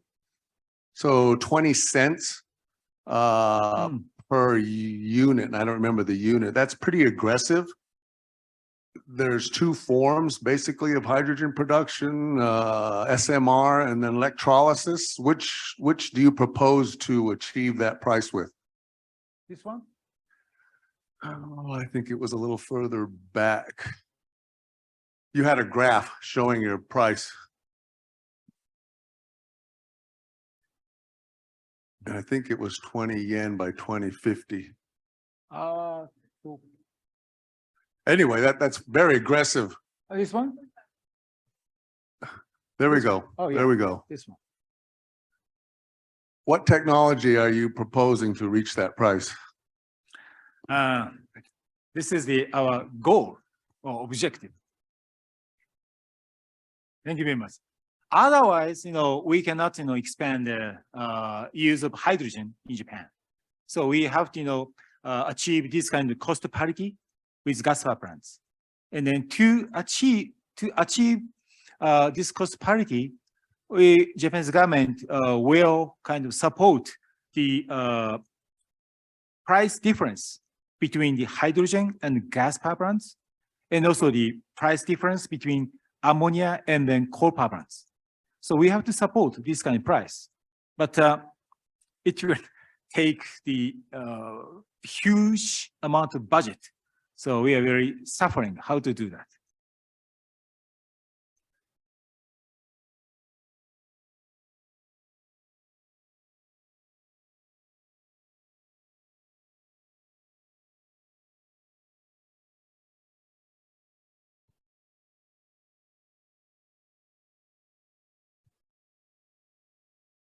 Thank you very much. Yes.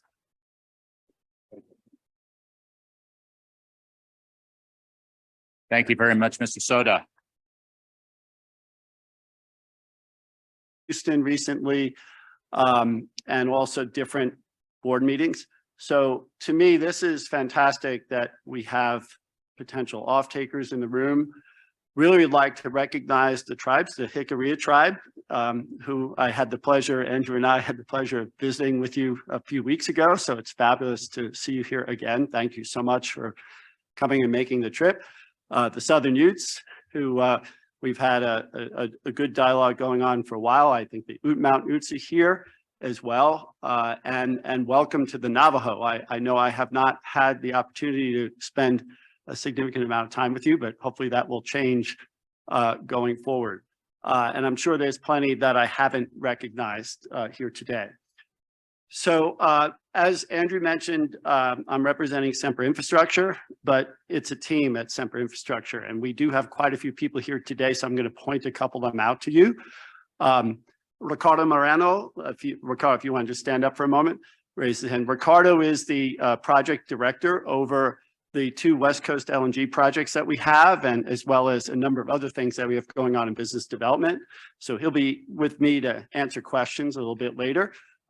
We have 2 representatives from our Washington, D.C. office. I was in D.C. last week, but I didn't get to spend any time with them because I think some of them were on the West Coast. So Melissa Simpson, she's with Sempra Corporate and is in our government affairs organization. And then Alexa Turner is sitting over there. And she's also in our DC office in government relations. And behind her is Dan Trapp. Dan actually recently was promoted and he heads the commercial and strategic analytics team right now, which is giving me some more leverage. And then Jose Trejo is part of that team as well. So we have a few people here in the room and they'll help support answer some of the questions, but a lot of the material here comes from them.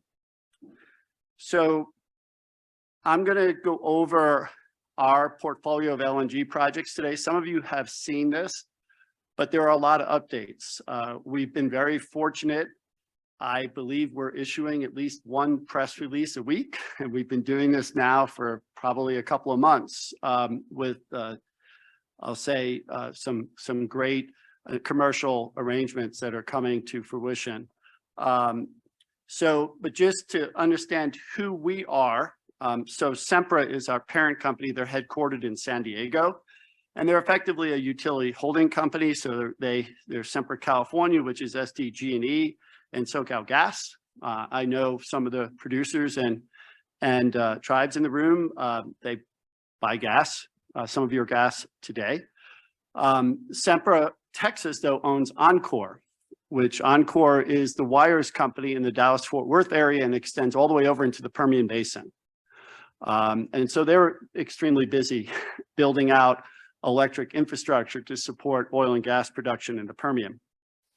Then Sempra Infrastructure, which I'm a part of, is I'll say the non-utility part of Sempra, but we are infrastructure. And the parent, Sempra, owns 70%. This organization was only formed 13 months ago, in fact, when we brought together our LNG business along with our business in Mexico, which was formerly called IEnova. And then the company sold 20% of it to KKR and 10% to ADIA, the Abu Dhabi Investment Fund. So that's who we report to and need to pay dividends to. But I think the key message here is we have very strong financial backing behind us. Sempra Parent is in the Dow Index and is very, very closely watched. So the company has been around for over 150 years and has its roots in natural gas supply, transmission, distribution. We're investment grade. We have $72 billion in assets. We serve 40 million customers. A lot of that is through the gas distribution businesses that we have in California and in Mexico. And we have 18,000 employees. I'm going to, and then when I look at Sempra Infrastructure, we have 3 business lines. Myself and my team, we sit corporately and we support all 3 of the business lines. But we have, when we formed the new company, we took the LNG business and we brought it together with what we call our net zero business. And I think this goes a lot to some of the conversation that's already occurred this morning. And we saw from Mr. Soda's presentation, there is a continuous need to decarbonize. And we know LNG is a fossil fuel. So we've put these two things together because we believe it is critical, and to be aligned with our customers, particularly our international customers, we need to show a path of how we are continuously decarbonizing our LNG so that it is from day one, it's often supportive of their goals, because when you displace coal with natural gas, you have a significant emissions reduction. But we also want to show that even within the LNG space, you continue to decarbonize that. And there are different ways to do that. And you'll see that in some of our projects. Okay. One clear way is you embrace responsibly sourced gas. So, and that's critically important today in terms of financing, as we've seen some of that discussed this morning too, is the banks want to see that even though this is a fossil fuel, that you are working to decarbonize it. Okay. And it's important that you do as much of that as you can within the value chain, right? It's not just going off and buying assets because someone preserved a forest in Latin America, right? It is about capturing all the methane off of your production as you can, so it's not vented and flared. It's put to a good use. So those two businesses have come together. We have 18 million tons of natural gas liquefaction either operating or under construction. And then we have 30 million tons of it under development. And most of my presentation today is going through that portfolio. We also have a clean power business. So we have over 1 gig of renewables in operation. That's principally wind and solar. And we also have battery storage projects. And then finally, we have energy networks. This business is principally in Mexico. Sempra has, I believe, 11 of 25 cross-border pipelines between the US and Mexico. I believe it's about 60% of the volume that's typically flows through our networks organization's pipelines. And we also have a couple of refined product terminals that are also in Mexico. So I'm not going to go deeply into this, but I wanted to just show you in terms of that we do have sustainability goals. Each one of our businesses and even our Sempra Infrastructure has committed to be 100% net zero from a greenhouse gas perspective across all scopes by 2050. That goal is very important to us. It makes it even more challenging to get there when you are expanding your LNG portfolio because you're bringing more fossil fuels into the mix. So what you'll see as I go through our LNG portfolios is you also will see things that we are doing to decarbonize that. I won't go into the details here, but these are our assets. So you can see a lot of this is in Mexico, but it's also in Louisiana and Texas. I'll go through each of those projects, but there's Cameron LNG, Port Arthur LNG, which has been in the news quite a bit recently. Actually, both of them have because of how they are advancing Cameron in its expansion and Port Arthur in its taking FID. And then Vista Pacifico along the mainland coast, the western mainland coast of Mexico. And then Ica LNG, which is just north of Ensenada.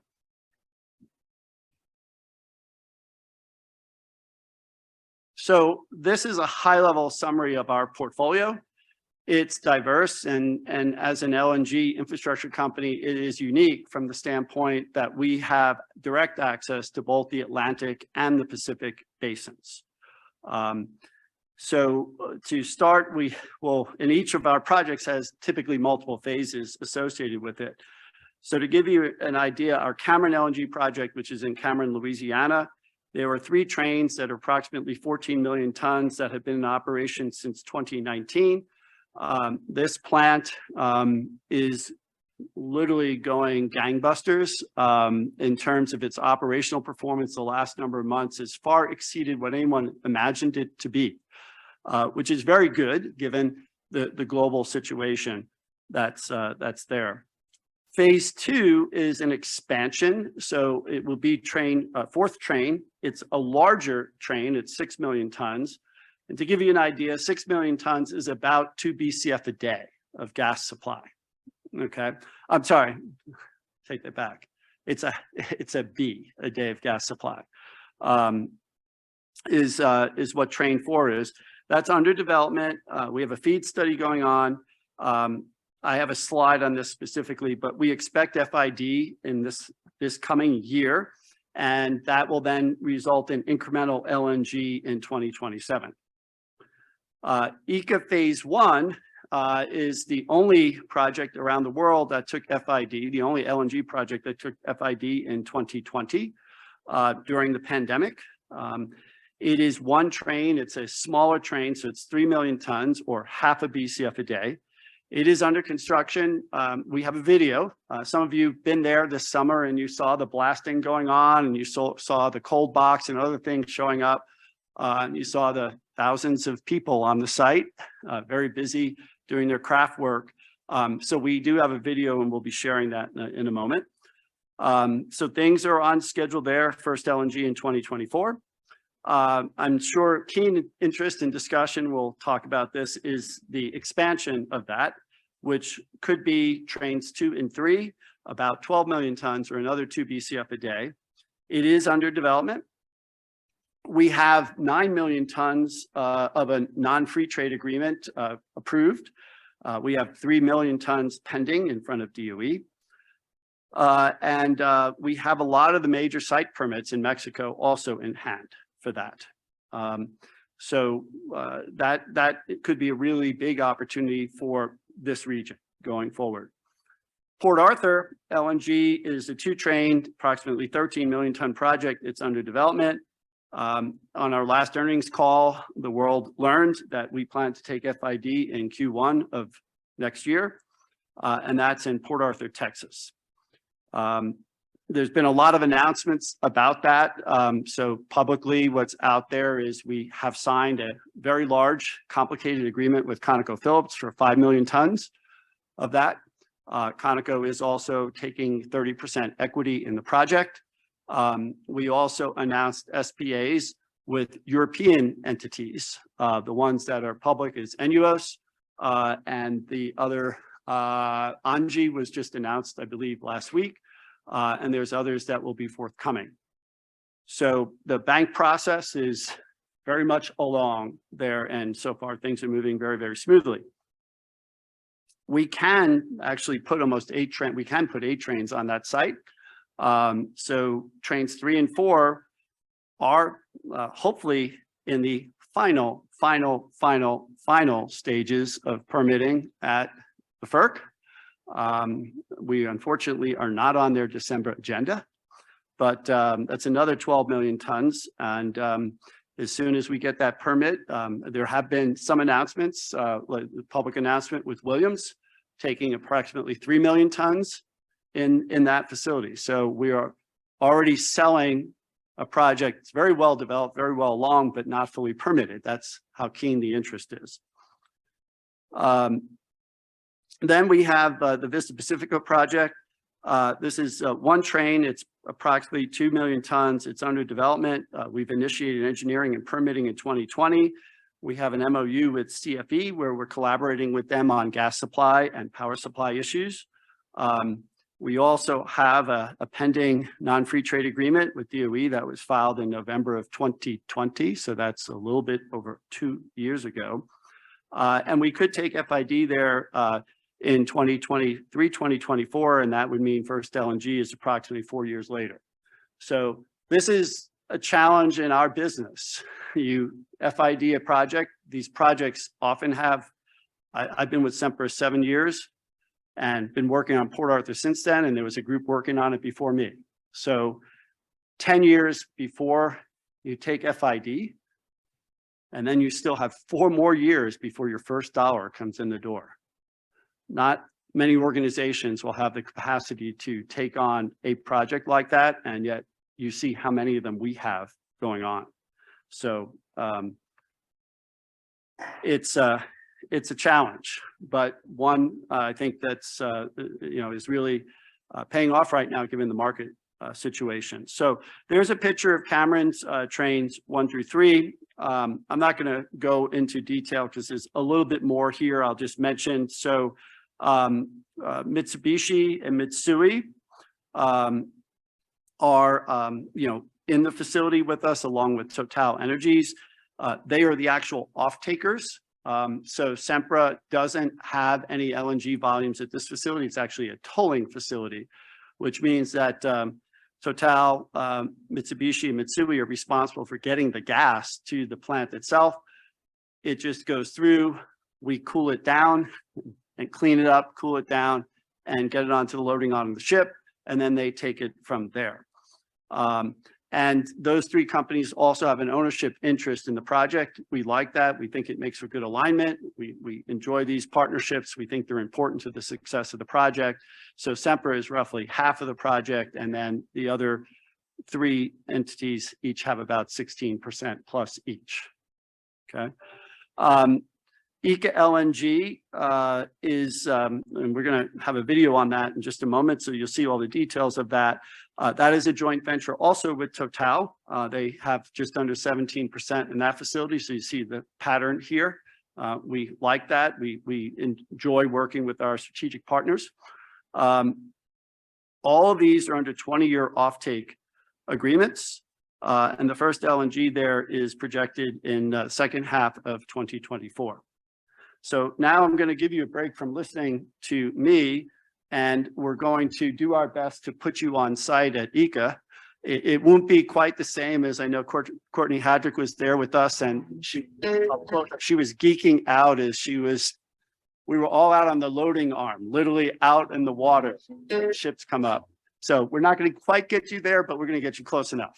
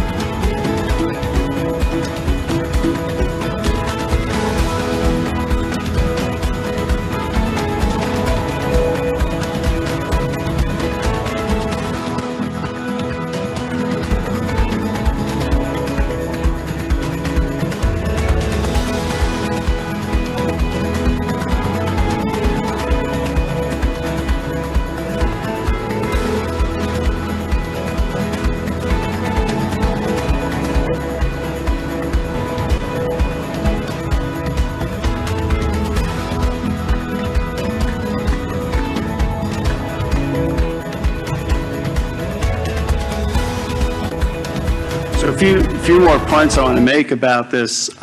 You saw the little bit of the blasting that's going on there. So this is actually an operating regas facility.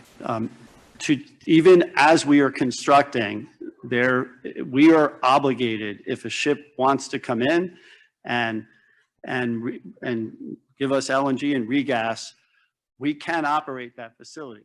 So we are literally constructing, and it's, I believe, the first time in world history where there is a construction of a liquefaction project going on concurrently at the exact same site. To give you an example, some of that blasting occurs, and many of you saw this, within 100 or so feet of the control room of the regas facility. So, and it's all done very, very, very safely. I think, Ricardo, we have had no lost time incidents, correct? So far, since December of 2020. We hope to preserve that track record until, well, through 20 plus years of operations. That is our goal. It is our highest priority. So it was extraordinarily interesting to see cranes and backholes and all this stuff literally digging within feet of an operating facility, seeing concrete poured, rebars installed, steel being erected while we were at the site. And last time I was there was, I guess, in August with the WSTN group. I think, Ricardo, you've probably been there within weeks. So lots of exciting stuff going on because you now see all the vertical stuff coming up. And given the site constraints and doing this within the regas facility, this facility will actually be quite vertical. So, which is a little different than a lot of the other LNG facilities. So that's it. That's an update on ECA 1. So Sempra U.S. Gas and Power Marketing, which is Sempra's, I'll say, gas and power management organization, is the gas supplier. So they will be going out and contracting for supplies. They are doing some of that today because we have the transport capacity already to get out to the west. But as you saw, we have options to get the gas from the San Juan region and the Permian region largely and get it over to the project. And they do contract with a number of you already, and I'm sure they'll continue to do so. Let's move here on to, I'll talk a little bit about Port Arthur, just simply because I know the first time I think I was with the group, trying to remember that you went to energy conference in 2018, right? And I was with some of the folks from Utah, and we were chatting a bit, and they're like, how can I relate to this? And when we were done our discussion, I said, even these projects on the Gulf, the way to look at it is a rising tide lifts all boats, right? You have even more markets on the Gulf Coast that's drawing natural gas to those markets. It's opening up new markets for Rocky Mountains gas because the grid is all very interconnected. So everyone benefits, even if it's not a direct connection. Unlike where ECA, there is a direct connection through the pipeline network to the project. So phase 1, as I mentioned, it's 2 trains. There's 2 containment storage tanks.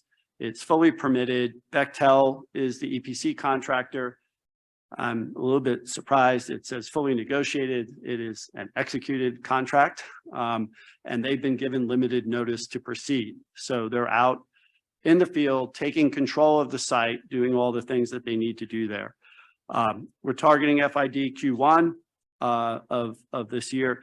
That means that 2027 is when the LNG will actually start flowing. And as you saw from Mr. Soda's presentation, there's a real shortage in the market.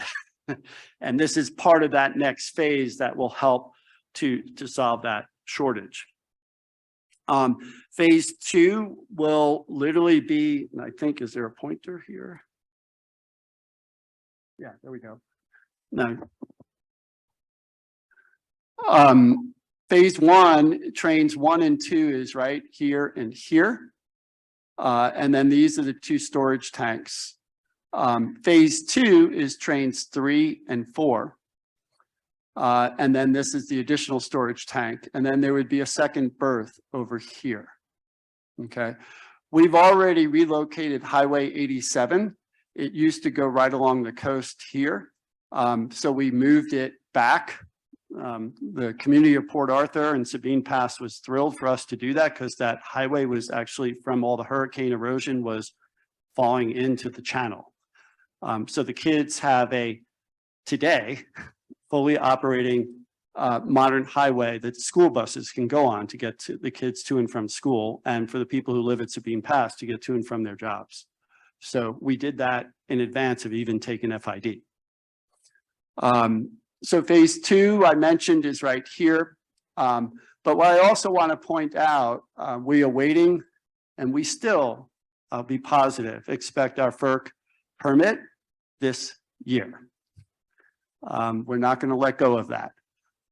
We did get our Texas air permit in September. But I want to point out, we have a lot of land here. And on the north side of the project, where we could put another 4 trains here, and this is all land Sempra owns in fee. We are now advancing hydrogen, ammonia, and CCS projects, okay, in tandem, immediately adjacent to the LNG facilities. Why? This is because of the energy transition. It's the need to decarbonize that LNG facility as much as we can in terms of its operations. We've done an initial feasibility study that's been completed of a large-scale blue hydrogen plant. There are discussions going on with off-takers, and as well as both domestic and global markets for exactly the things Mr. Soda showed in his presentation. Huge demand anticipated for decarbonizing coal plants. In particular, maybe longer term, ammonia is the mechanism to export hydrogen because it's a lot easier, it's denser to transport. And that's one of the challenges that hydrogen has, no matter where it is in the world. Its energy density is about 1/3 of that of natural gas. So if you think we have problems siting natural gas pipelines to get the same amount of energy, you have to have 3 times as many pipelines for hydrogen. Okay, we'll see how that plays out. And this is in part why permitting reform is extraordinarily important. We have a carbon capture and sequestration project here, aside from our land, which is substantial. We have won an RFP for pore space. It's in extremely close proximity to this project, a very large amount of acreage. And the reason the proximity is important is building a CO2 pipeline is not an easy thing, both from a permitting perspective, but also from a cost perspective, because you have to use special steel. CO2 is very, very caustic, all right, and difficult. So we think we're very advantaged. We're evaluating the seismic and things of that nature. And the other benefit, we believe the area that we've been awarded has potential far beyond the LNG project. And if anyone knows Port Arthur, the Sabine Neches waterway, I forget the exact number, but it's something on the order of 20%. I don't know, Dan, do you recall how much of the refined products from this country go through that Sabine Neches waterway? It's a huge number. It's double digits in the United States. So we can look to sequester the CO2 from those refineries. We could look to supply those refineries with decarbonized hydrogen as opposed to the gray hydrogen they're using today, because we could produce the hydrogen and sequester the CO2. So we're taking that very broad view of how do we, aside from our own projects, also help to decarbonize other fossil fuel, I'll call it neighbors, stakeholders in our community. We think that's extremely important. So Cameron Train 4, also in the Gulf Coast. Again, this is expanding our operating project out there. We are targeting FID next year, so we're very busy. with a lot of FIDs. Again, this is with our partners, with Mitsui, Total, Mitsubishi, and NYK. It's this joint venture that's actually Sempra leads the development, but the joint venture is who's doing the expansion, and they will have equity in the expansion project just as they do in the base project. But equally importantly, I was really saw how my colleagues at Sempra can make things happen. A lot of people, we joke a little bit internally that, you know, we're a utility, so we're a little slow at things. But a couple of years ago, we were challenged, and we were asked, the team was asked, you know, what can we do to start advancing this energy transition? This is before we even Sempra Infrastructure. And we had, we have 8,000 acres of pristine wetland immediately adjacent to the LNG facility. So I'll show you here. This is the Cameron project. And this is a rig that we, because we have a gas storage project there, we had a permit to drill a saltwater disposal well. And this idea came up in November of, I think 2019 or 2020, I can't remember.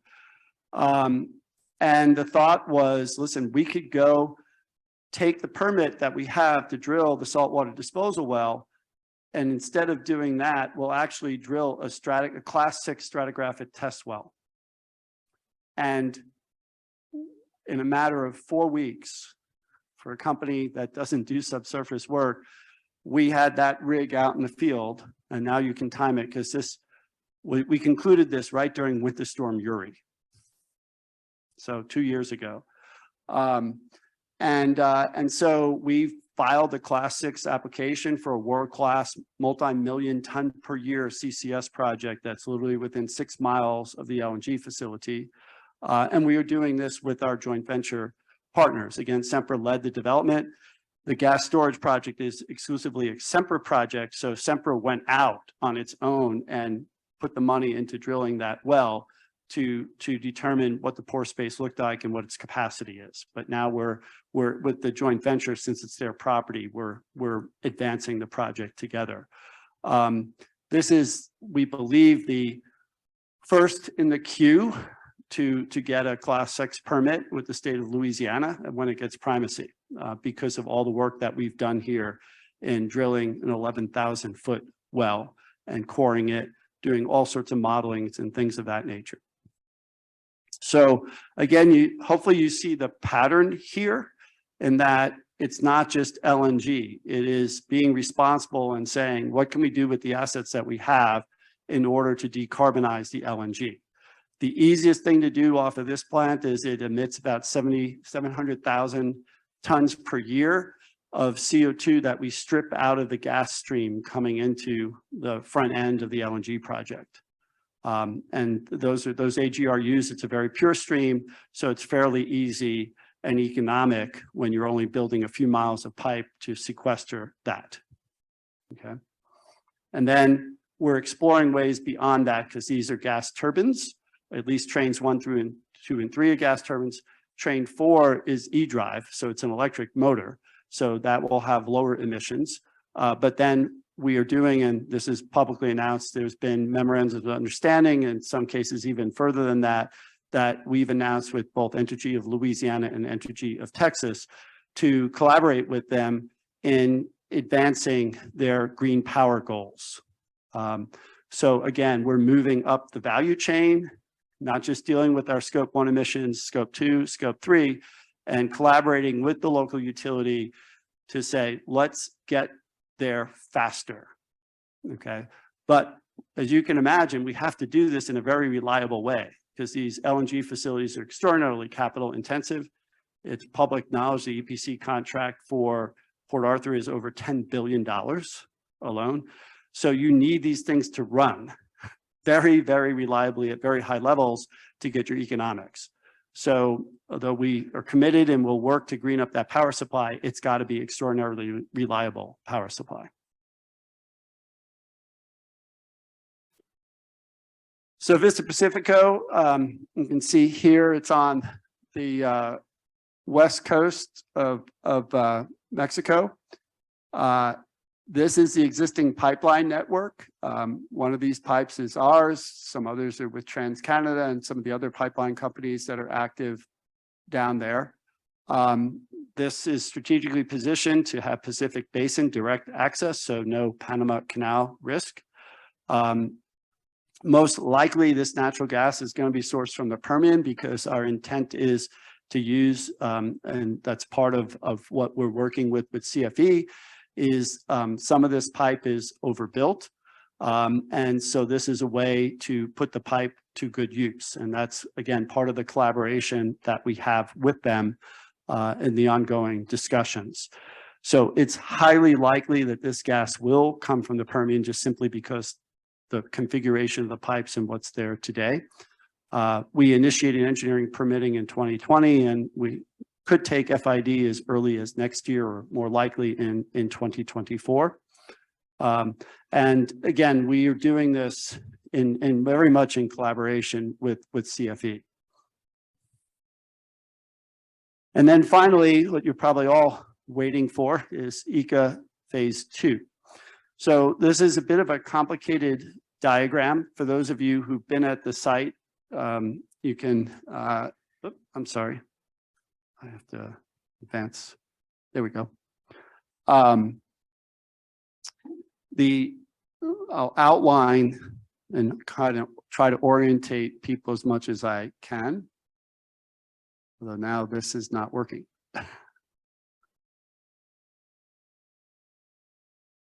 Okay, well, I'll have to verbalize it.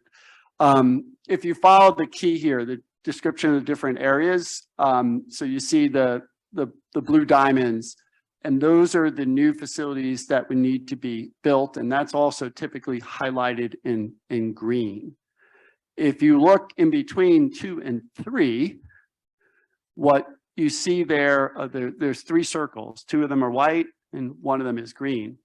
So the 2 of them that are white are the existing tanks associated with the regas facility. Okay, and you can see the breakwater out in the water there.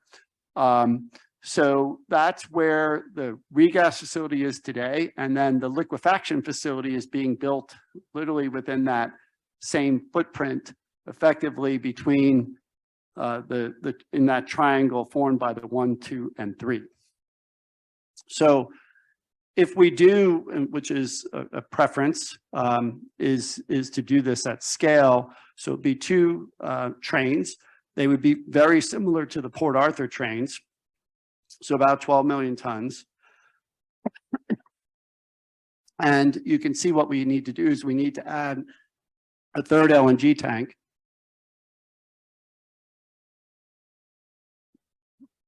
And 2 C3MR LNG trains, which would, for those of you who visited there when we went to our executive conference center there at Casa Azul, which is at the bottom there, just above ECA LNG, the roads that we took there, where you saw the cactus nurseries, where we've relocated the 18,000 cactus, and I can just imagine with this much larger footprint, I imagine we're probably close to 100,000 cactus that we would relocate in this project. But that's where the 2 trains would be.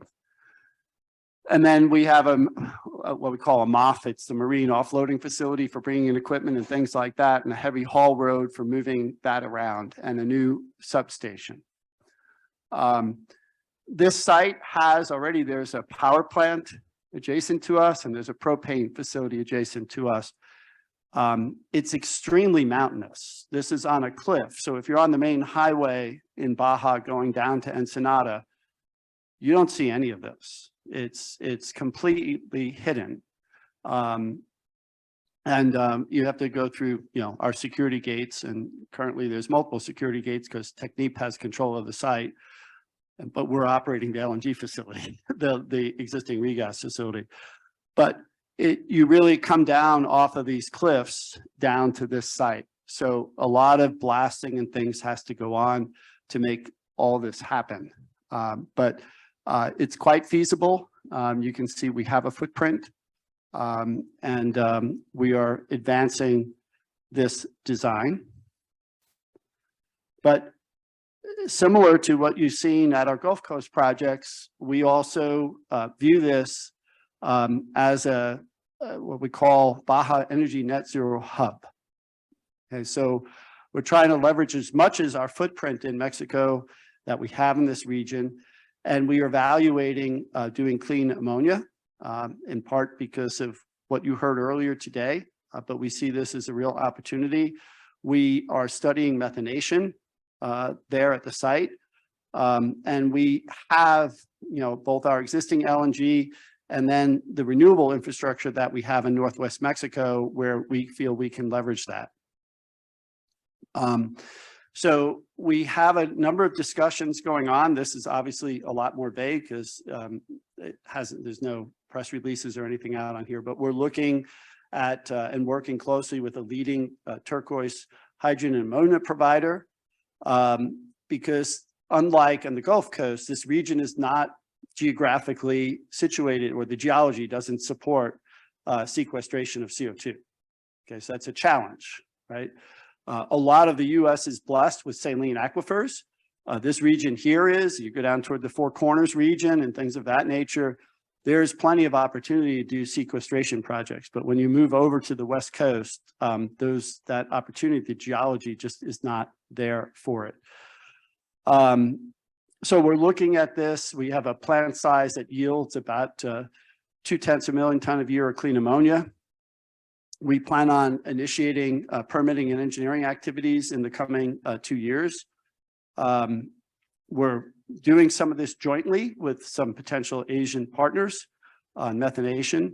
And if we proceed with this, if the preliminary studies are successful and the market demand is there, and again, we're an infrastructure company, so we look for long-term agreements. In other words, 20 years, because that's financeable. Then we can proceed to construction in 2025 and 2026. The nice thing, these projects are a little bit sooner to construct, so we could reach commercial operations in approximately 2 to 3 years after that. So let's talk about gas supply for a few minutes. And I'll orientate, because I know we have a mix of people in the room, which is great, because that will promote a lot of fabulous ideas coming forward and good dialogue. What's different about the southwest part of the US and the northwest part of Mexico is the gas pipeline network is not like it is in the Gulf Coast, where you've got gobs and gobs and gobs of pipe. We do have a lot of infrastructure out here, but it's just not quite the way it is in the Gulf Coast, and you don't have the proximity to the Henry Hub. So this is an outline of most of the key major pipes that are in the region. There are some that are in gray, which could be relevant, but the ones that are probably most relevant to getting the gas supply there are in colors. And you can see there are a lot of opportunities for gas supply. The good news is there's a multitude of basins. And this is something that is important to an LNG off-taker, and it's important to us as the infrastructure developer, particularly if we're selling the gas free on board, or FOB, which is the constructs that we're using at Port Arthur, and likely going to be using at Vista Pacifico and what we've used at ECA. So we are, as the infrastructure developer, we are, and then operator of the LNG facility on an FOB basis, we're responsible for getting the gas supply there. Okay. And if you're in a position where you're buying a couple of, or your project consumes 2 BCF a day of gas, and we already have an operating project, or we will in the future with ECA 1 for half a B, you don't want all of your gas dependent on one source of gas supply. That, in a microcosm, that's a big lesson learned in Europe. It's as Mr. Soda has said himself, and that's part of Japan's strategy, is they want diversification of LNG. We want diversification for our gas supply for this project. We think that makes the most robust project. All right.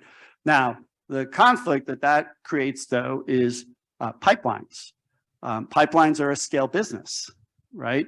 So you want to build, if you are going to build a pipeline, right, you want that to be, you know, a 36-inch or a 42-inch pipeline because your unit costs go way down.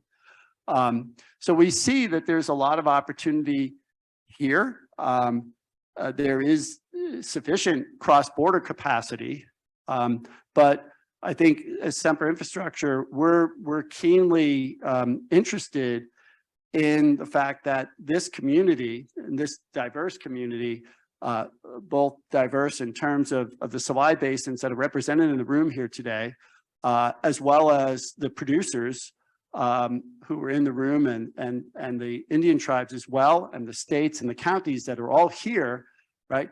We love that diversification. And in particular, what we appreciate as we've been learning more and more about the gas supplies in the region, particularly in the Rocky Mountain region, is that this region has been leading, I'll say, decarbonizing its gas supply for much longer period of time than other parts of the United States. So the carbon intensity of the gas supply is less. And we see that as attractive because we think that will be, we know it's going to be a very important attribute that our off-takers are going to look at. Because as Mr. Soda said, right, Japan has its goals. Many of the Asian countries have their goals. Europe has their goals to decarbonize. And despite the current price environment that we're in, they're not losing sight of those goals because those are very important long-term goals related to climate change. So we find the attributes as we learn more and more about what Colorado has done to produce what it is branded as, I guess, the cleanest molecule. What I've seen in my time I've been involved with New Mexico, what they've been doing in order to end flaring. Wyoming, similarly, Utah, same things are going on. So we see all of the makings and really leadership in responsibly, what we would generically characterize as responsibly sourced gas. And that's important to us in terms of alignment of values that, you know, that's going on because you all believe that's an important thing to do. And to have that alignment with our gas supply, with our off-takers is important to us, okay? So I think that's the challenge that exists today is we want the diversity of supply, we want the low carbon intensity natural gas, okay? But first and foremost, and it's an equation, sort of the trifecta, right, is the gas supply has to be competitive. Because if it's not competitive, it's not going to sell on the global markets, okay? And I think that's the challenge, and I know there's going to be a lot of dialogue over the next number of days, just as there's been in smaller groups, but now we have a lot of the parties in the room together to really talk about how do we get there, right? How do we get a competitive, diverse, robust, low carbon intensive gas supply to this project, leveraging as much of that existing network as we can, because that's the right thing to do. We don't want to put unnecessary infrastructure in the ground because that costs money and it's also not, you know, consistent with environmental goals. So let's leverage what's here as much as we possibly can and come up with a really competitive plan that will meet the needs of our international allies that we're here to help out. And it's extremely important too, one thing, and this comes up and Dan Trapp does an outstanding job internally with our executives on this, is everyone, all you hear in the news these days is Europe this, Europe that, Europe this, right? And yes, it's because there's a war going on. But as Mr. Soda pointed out, the world is seeing the impacts of that in terms of their energy prices. And Asia has foregone a lot of LNG in order for it to flow to Europe. But the growth markets, long term, it's not Europe, it's Asia, right? So we need to have a balanced portfolio, and we as a company want a balanced portfolio. So we want to see LNG on the West Coast, just as we have it going on the Gulf Coast, right? And we're in a position, as you see through our portfolio, to do projects in both markets. And that's what we would like to do. So with that, I'm happy to take questions, unless Andrew, you want me to, if you want, I can talk a little bit about the gas price issue, because I know I gave Bryson the slides on that. All right, questions or the slide? Okay, so can we switch to? So Rio saw this last week because we were at an event together. We were not allowed to discuss the specifics of the event, but I can still share with you the slides. So there's a lot of concern, appropriately so. But in my view, I'll say misplaced, that natural gas exports are causing high energy prices in the US. Okay, so I'm just going to share with you a little bit of information about this. I try to be very careful. I guess I can push this forward here. Not to cherry pick data as some others tend to do. So we went back, most of you may not know, but the Henry Hub contract started in its current form in, I think it was 1987. So we went back to 1990. Took a few years. I'm sure John's going to appreciate these slides. Took a few years for liquidity to develop in the contract and things of that nature. So I'm not cherry picking. I'm showing you everything here. Okay. That blue line is the left axis, which is the cost of gas at the Henry Hub in 2021 dollars. Okay, so we're dealing with real dollars, last year's dollars. As you can see, it's volatile. Okay, that's a lot of ways competitive markets were. You can see where the shale era started, right? This is back in those in 2000s, like the fear was we were running out of gas, right? And we went and did some regasification facilities. Cameron and ECA are two of them that are now being repurposed. Then the shale revolution came in. And you can see where prices went. And yes, they've been escalated because when you take a whole bunch of supply instantaneously off of the market, as Russia did, right, you will get a price response because you can't just go out and create supply instantaneously. Most of you know that. But if you look at the forward curve, and I think, John, we pulled this on December 1st, so your data is, I think, even lower than that, right? What you can see here today is that you can buy gas forward today at prices extraordinarily comparable to what they were in the first part of the 1990s. Okay? Most people don't understand that, okay? At the same time, so the right-hand side of the graph here is how much gas is being produced. So over that period, the industry has doubled its production. And we've produced that much for 30 years. Okay? Not too many industries can do that. So, and something that, you know, our policymakers, and this is who I was speaking to in DC, need to keep in mind, and this is reinforced by some of the financial institutions that were in the room, is growing markets and market-based price regimes attract capital, right?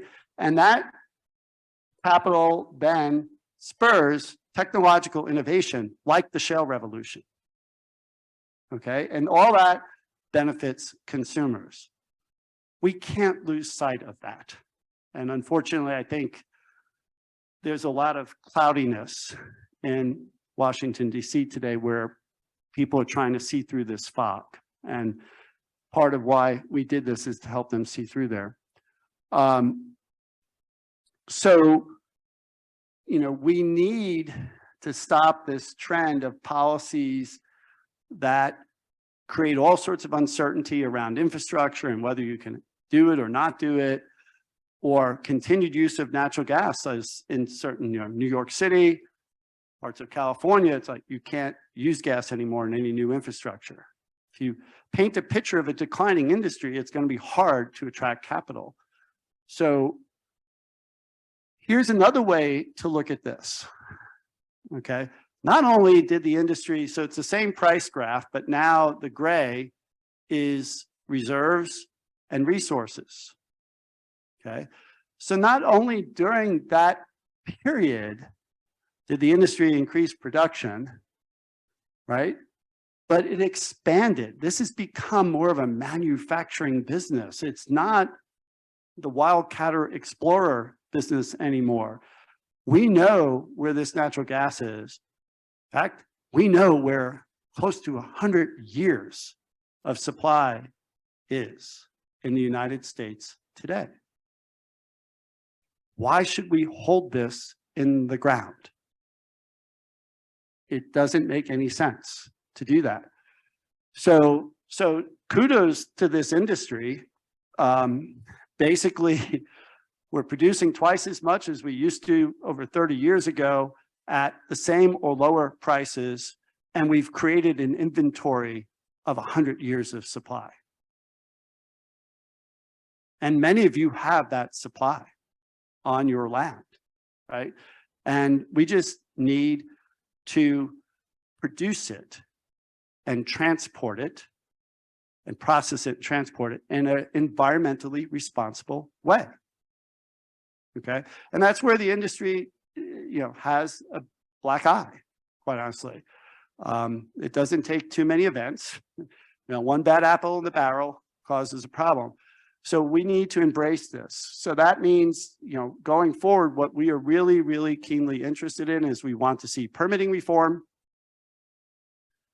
So we, know what the rules are. We will follow the rules.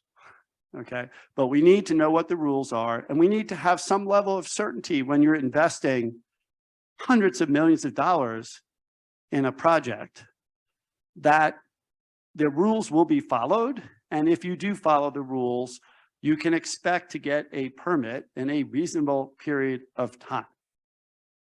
Okay, and that's part of what's holding back capital today is, I think, no one has an expectation anymore of what the rules are or what's a reasonable period of time. They're constantly being redefined. And if that's the case, why should people be deploying capital? Okay, so permitting reform, embracing responsibly sourced gas, and as an industry, we need to capture all the methane we possibly can and put it to a good use as opposed to venting it. So with that, I'm happy to take any questions.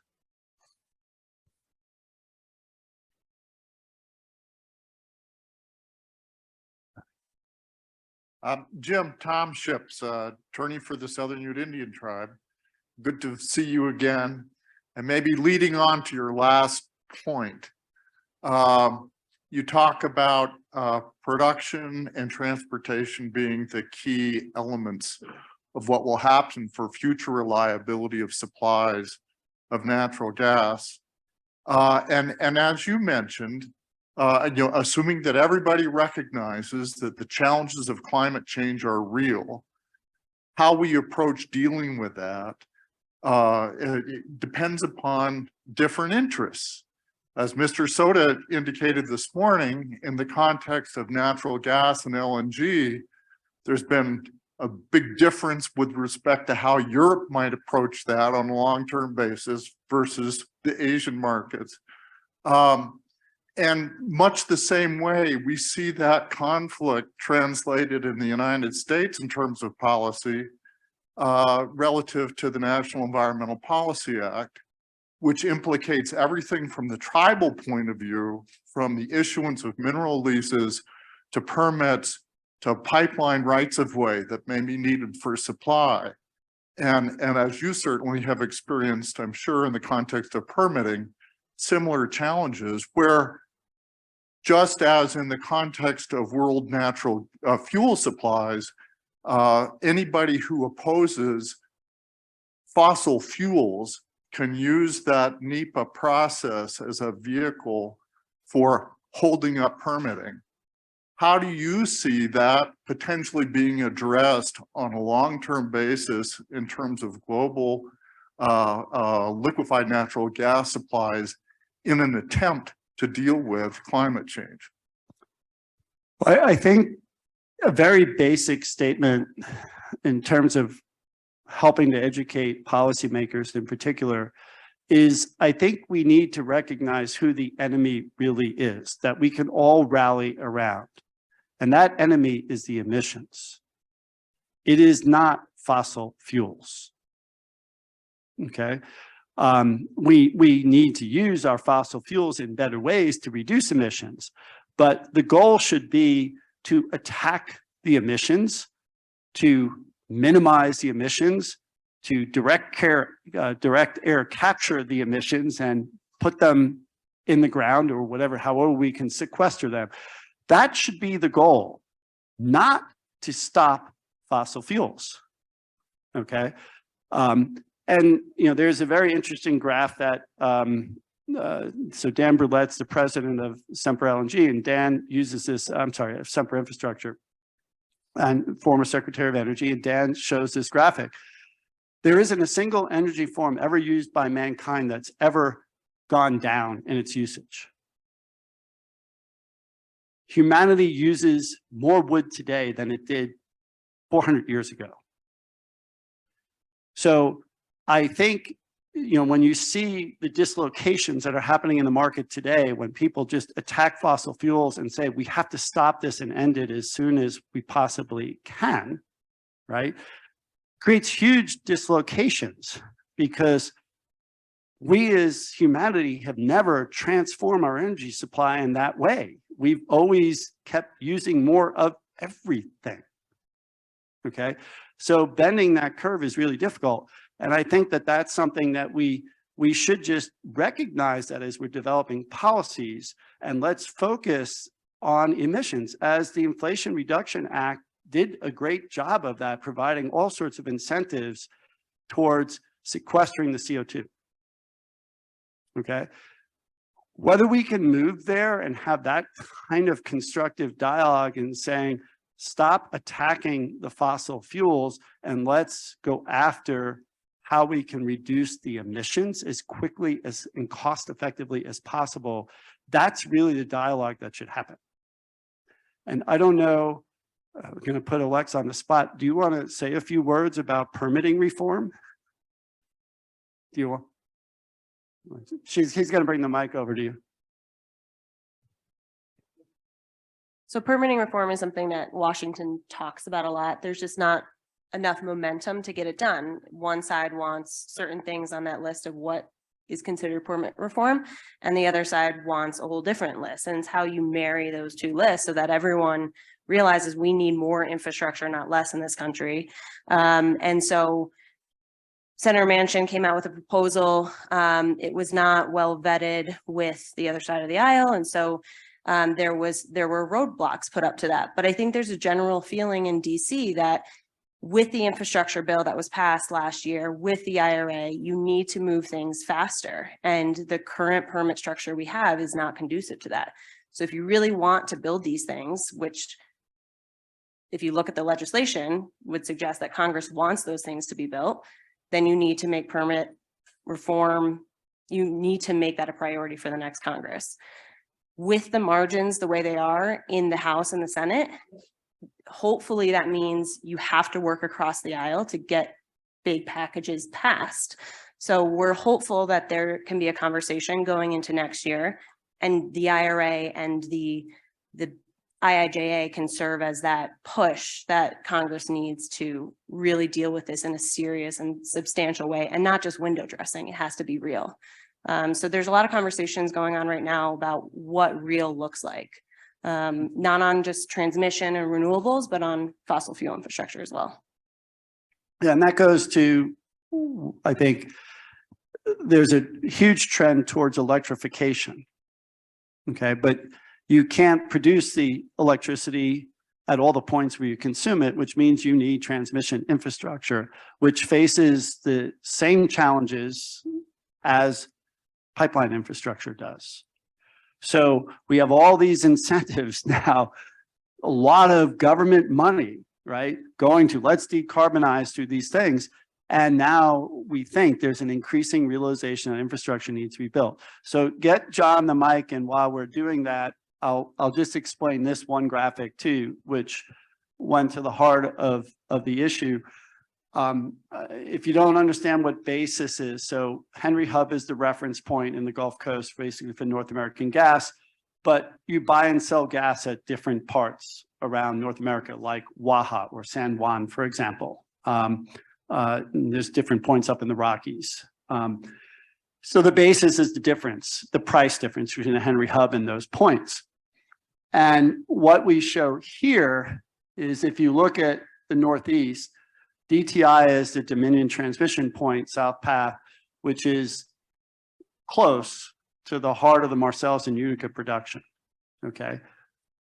That basis has materially trended down almost $2, okay?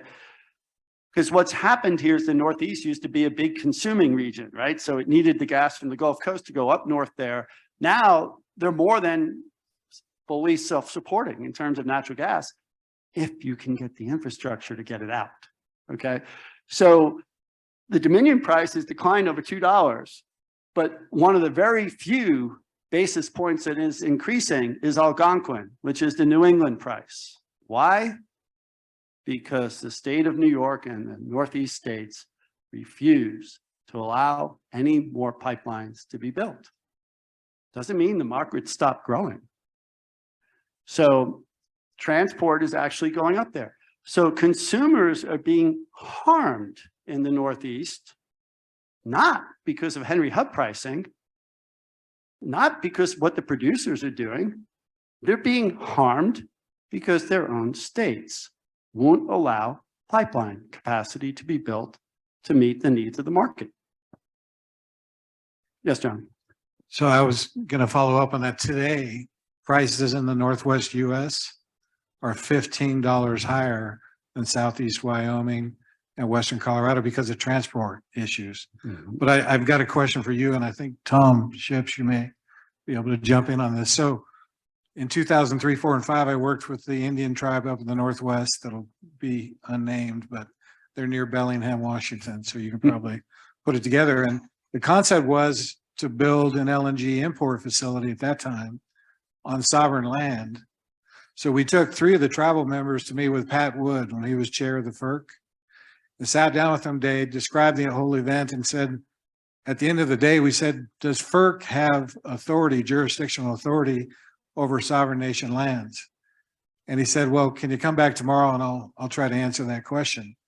So we all stayed another day, came back the next day, sat down with him, and he said, we can't think of any reason why we shouldn't have authority. So my point really to Tom and to the tribes is assert your authority. If you draw a straight line, and this is from my friend Roger here, you draw a straight line from the San Juan Basin down to the Gulf, down to Baja, 40% of that transport capacity goes through tribal lands. Bryson, go to the map. The tribal lands, that's why they're on It's the map. key. Yeah. It's so key. And so my word is essentially, it's all about pipeline Another capacity. presentation. It's all about capacity utilization, as you well know.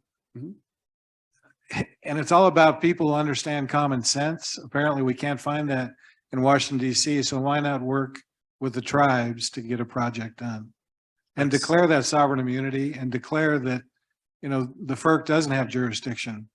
So I'd love to hear what Tom thinks of that one. I know from my midstream experience, whether they have, well, Tom can speak to it, but working extremely closely with all landowners is absolutely critical to your success of your project, no matter who it is. The Indian tribes in particular, but every landowner is important, right? And you have to consult with them. You have to start early, have dialogue, understand their needs, what are their concerns, and work with them. That is the right thing to do. So, yeah, if you look up here, this isn't all of the tribal trust lands. It's a snapshot of some of them. But, and I believe it's the Navajo is in the green there. It's so large that we made it a different color. But yes, it's huge. So Tom, you want, go ahead. Yeah, just quickly, I think the reason I had suggested my comments and asked my question in the context of the National Environmental Policy Act is because we have had court decisions that have said, even in the context of tribal decision-making with regard to their own lands, NEPA still has application, and you still have to go through the process in the context of issuing a mineral lease, or certainly with regard to a pipeline right-of-way. You still have to have some federal approval associated with that decision, and that triggers NEPA review, which kind of opens up everything from somebody from New York filing a comment that may have no connection to the life experiences in the West that we're dealing with, but nonetheless has standing to articulate opposition, perhaps just from this kind of ideological position that fossil fuels are bad. So I don't think that we can just rely upon tribal sovereignty or its quasi-sovereign status as being an immediate vehicle for avoiding that kind of permitting process, which we were just talking about. But nonetheless, there is a recognition of that sovereign status of tribes and the importance for economic development of tribes and the sustainability of tribal cultures. And so I think that kind of recognition and advocacy with regard to tribal control over their own resources and their own futures is an important element of revision or of refinement or of quite frankly, some modification of policy to address this important issue of climate change.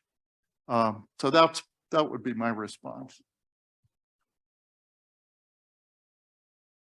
Jim, Courtney Hadrick here, the one who geeks out on infrastructure, but to further expand on kind of the dialogue that's just been going on with respect to permitting reform, do you or your colleagues that work in DC have any guidance for the tribes and or the states or the industry on what folks can do to make permitting reform a priority?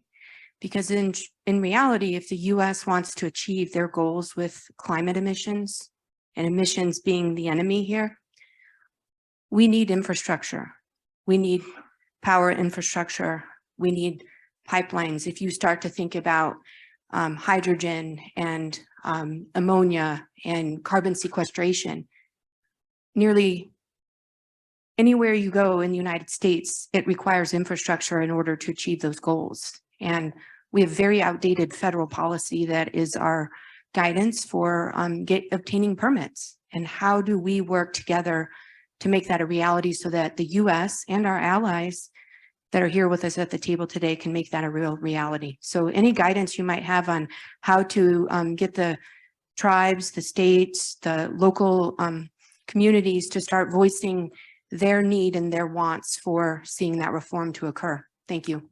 Well, I'll probably let Alexa comment to that, but I'll while the mic's going over there, I'll make a comment. One of the things I've learned over the last 12 months is I've been watching the situation in Germany. And there's a couple of colleagues, I won't mention their names, that we speak with pretty regularly. We in the United States probably look very, very good in terms of how we permit, the timing for us permitting pipelines relative to Europe, right? I think they were telling me they were close to like 8 years. However, since the situation in Ukraine has happened, Germany has permitted a pipe and a regasification facility in 8 months, right? And they're actually bringing it online in that time frame. What I hope, I don't think it's in any of our interests, if it takes a situation like what's happening in Ukraine for us to figure out how to do this better. Right? But unfortunately, when you see these astronomical prices and they start hitting people in the pocketbook, that's when it gets people's attention. But my hope is it doesn't come to that. That's part of the education that we're doing. Part of, these slides that you're seeing here is, we have a general population in the United States that's largely ignorant with regard to energy. It's just a fact. It's been cheap and affordable, right? So I have better places to put my precious time for those of us who aren't in the industry. So I think that's a big challenge to us is there's a lot of education that needs to be done at all levels. But I'll let Alexa speak to some of the more specific things that we're doing. And I think Melissa might have some thoughts on this too, but at the federal level, I would suggest reaching out to the chair and ranking members of the relevant committees that will be looking at this. So that's, energy and natural resources on the Senate side, it's energy and commerce on the House side, it's the EPW committees, so the water committees, the natural resources committee on the House side. Reaching out to the chair and rankers, those are going to be the people in the room. Obviously, there's going to be the big figures playing in this space. It's the majority leader and the minority leader on both sides of Congress.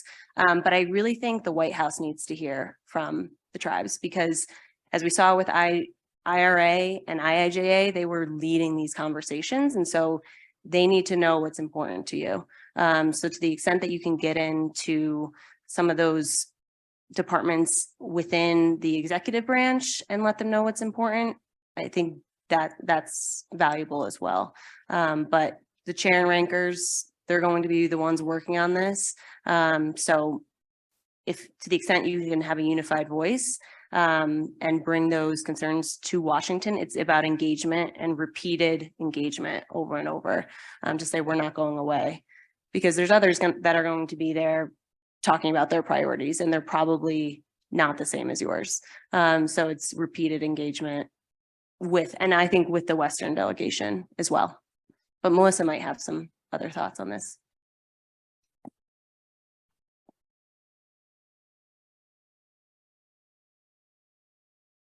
So the squeaky wheel gets the grease, right? And, being in DC, we hear from the environmental groups all day, every day, complaining about this and that. We need to get organized and have you all out in DC more often, as Alexa points out. There are a lot of places in DC that aren't being touched with this message. For example, the State Department. There's other agencies within the Department of the Interior that I don't think that we're talking to often enough. It's a lot about grassroots and education and all the things that we've all been talking about for 20, 30 years. But it is really time to regroup and get organized and raise these issues because the White House is paying attention to what the tribes are saying. I just think that the message is just not loud enough right now. So we're happy to help and help coordinate meetings and outreach strategies. And with Andrew's assistance, I think that there's a real opportunity to deliver the message very effectively.